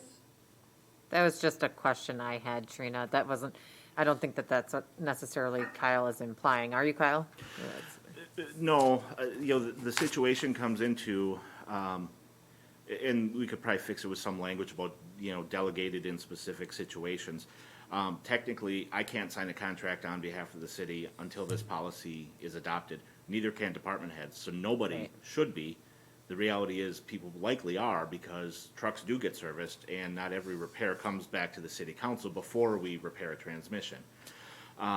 So, I think what this is it's kind of meeting a little bit of operational flexibility to say that you can delegate it to at least the city administrator. There may be, there may be a need to go further than that, but I would tread lightly just to see how it works in this instance, and if we can have a service contract sent over for review or something like that, I can certainly sign those. But, the cell phone contracts, a lot of those things are managed sort of centrally.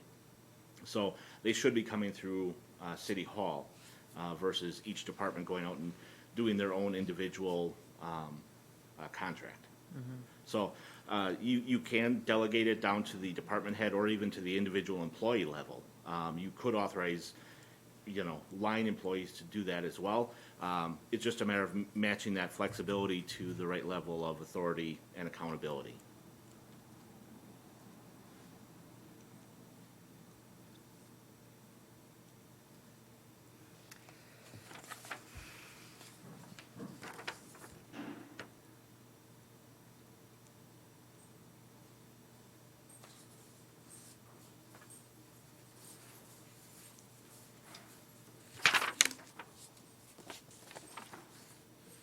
Oh, go ahead, Ian. As soon as I look down at somebody. So Kyle, to kind of make that easier so you don't always have to approve every little thing, because you definitely should be able to approve these more minor contracts and expenditures. Would it be easiest if you also had the authority to delegate to department heads for specific tasks? Like if they came to you saying, I need to be able to approve contract because for vehicle servicing in my department, would it be easiest if you had the ability to delegate that and approve them being able to do that moving forward? Yeah, I think we could even do something similar to item B1 in that basically once the purchase gets to between 1,000 and 10,000, that falls into my realm of approval. And those approvals are often given just on an email, a quick email, and they say, this is what I want to do. I look at it, make sure it makes sense. They've done steps for bids if that's what's required, and then I issue a quick turnaround approval. That could easily work in this kind of situation too by adding some of that same language that the city administrator must approve, but that the department head would be authorized then to sign that contract upon approval. Yeah, that makes sense. Then they can sign contracts and. Mm-hmm.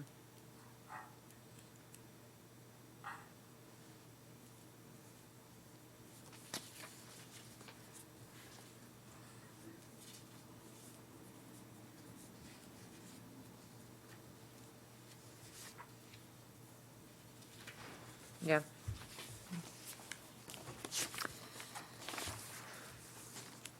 Did you have more comments, Kyle? No, Okay. just wondering if there is consensus, then if you'd like to see it back at committee of the whole, or if you'd like to see it with any changes regarding that contract language back at a regular meeting.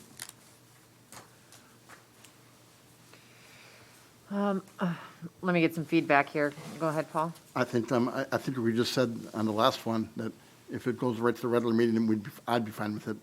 So that's how I would vote on this one as well. I'm seeing some nodding heads here. Ian and Trina, would you like to see this back at a cow, or is the regular meeting okay if you didn't see any alarm bells?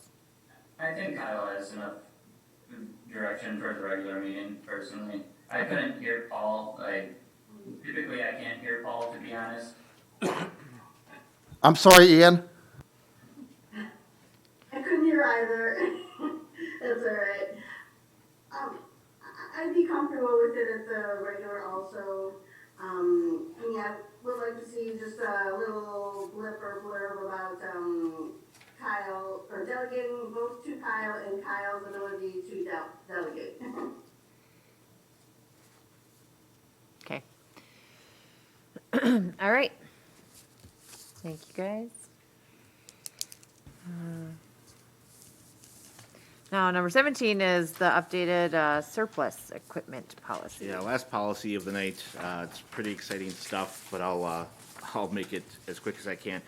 So disposal of assets. This is essentially when we have surplus equipment or materials, we want to get rid of it, and we want to do it in a way that's consistent. I think there's always a concern to make sure that the departments are each kind of following the same process, and that when we sell something, we know we're selling it or we're giving it away or whatever we're doing with it. We know where the money goes and what it's to be used for in the future.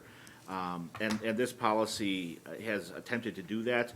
And there was just a few updates here that I think hopefully made the policy a little bit easier to understand, a little more streamlined for department heads.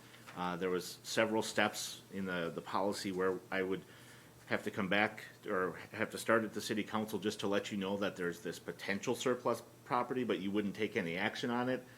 And so it seemed to not make sense the number of times. So the plan is a little bit more streamlined, where once we identify it as surplus, we do the background work to see if anyone wants it, and we bring it to the council ready to either propose moving the equipment or supplies to another department, or to go off in a sale, essentially. The only other thing, and it came up today, Pat reminded me of it, and she doesn't even know it, but I would like to add something in here about the dollar amounts we're talking about. We had a corkboard, enclosed corkboard that's probably $30, $50, something like that. I don't think our intent is to make a huge process over a $30 corkboard cabinet. But we do want to have something on the larger amount. So I don't know if that amount is $100 or something like that. I think the funds would still be treated the same if we did dispose of something and someone paid $30 for something we had. But you may choose to have everything treated by the same policy, and that I think is community by community.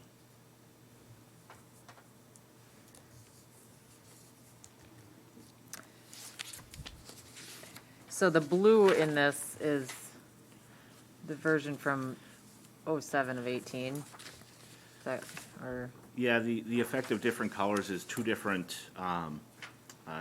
people making edits in there. Okay. I think mine were the blue, and then the second reviewer was the red. And then following it is the clean draft policy. Okay.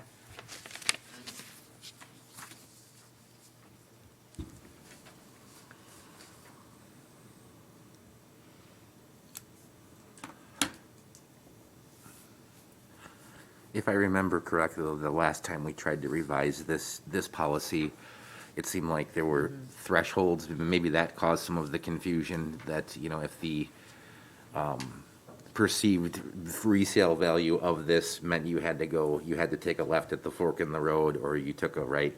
The problem with that is that you don't know until you go to sale what the value of that is. Again, I think like when we were talking about donations earlier, a $125 donation may seem harmless until you have 600 of them, and then where are they at? It's the same thing, I think, when we get rid of assets. I don't want to make it overly complicated. It may be one $30 item, but do you have 100 of those items that you're saving up to go to auction? I don't. Yeah, that's always the risk, is Yeah. that you break a larger supply mass into things that just meet the policy so that you don't have approval. And I think you could potentially fix that by, again, delegating some authority to the administrator to say the department head still needs to run through the administrator, but maybe it doesn't need the full formal approval. If the city administrator every month is approving the sale of $30 of lumber or whatever that is, I would expect the city administrator would do the due diligence to say, why do we always have this, or why are we having the surplus, and identify if it should be handled in a different method. Yeah, I mean, we haven't like had any strict traditions in the city. I think they've had auctions in the past. They haven't done those for many years. I mean, generally the cars, individual department heads will go to the auction that they prefer to get rid of them. But it's those, I guess, amassing a bunch of little items.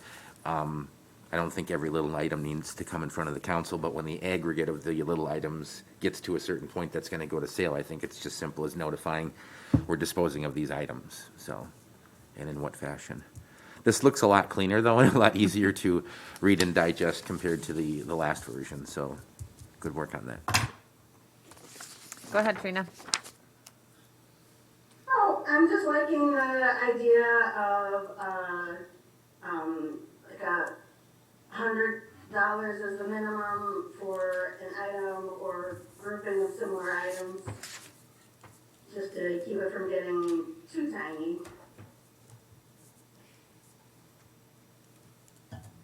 Go ahead, Kyle, did you? No, sorry, I just got my Okay. microphone. Any other comments? Oh, Ian, did you have a comment? Question? Well, as I'm reading it, some of what I was thinking that is addressed in it, so, like, it's kind of nice that there was a lot of discussion because it gave me more time to read further. So a lot of what I was thinking is already addressed. It's, my big thing was to, clarify exactly where the funds go. Because a lot of times the department heads think when they dispose of an asset, that money goes back to that department, and that's simply untrue. So I think that's something that needs to be very clear, and it is more clear this.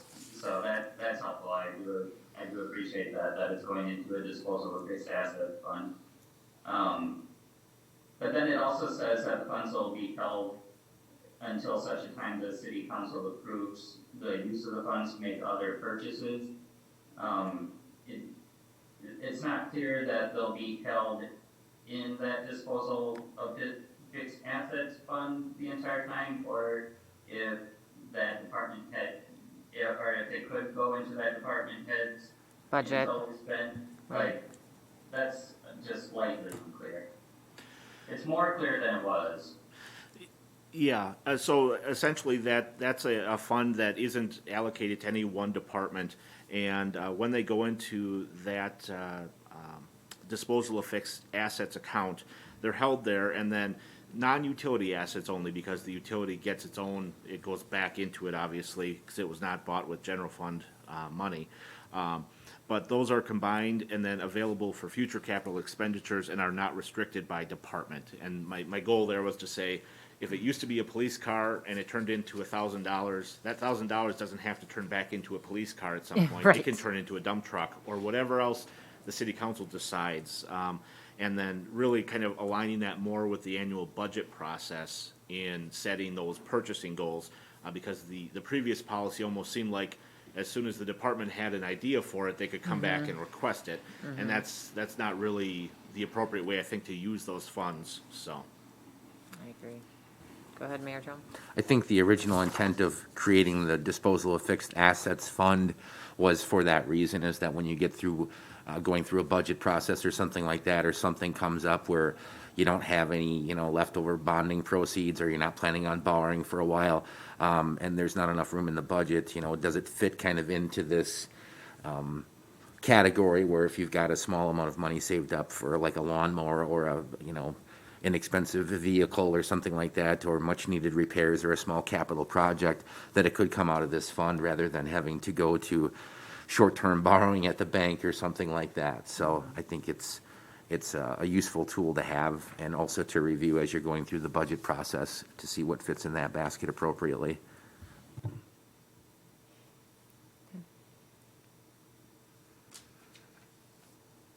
All right. I think Kyle has the direction he needs on that. Thanks for looking into those three, Kyle. You spent a lot of time out. I appreciate it. Okay.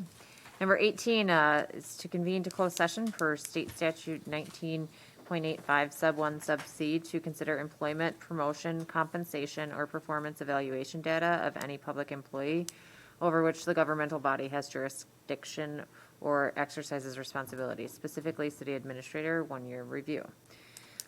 Make a motion to go into closed session for the reasons read. Second. Okay, I have a motion and a second to move into closed session. Pat, would you please take the roll? Gray, Aye. McCabe, Aye. Pifferone, Aye. Reed, And Ryan, Aye. Tome. Aye. Okay, we are now moving into closed session, and we will not take any action for the rest of the evening. So if you're joining us on cable, thanks and have a good night.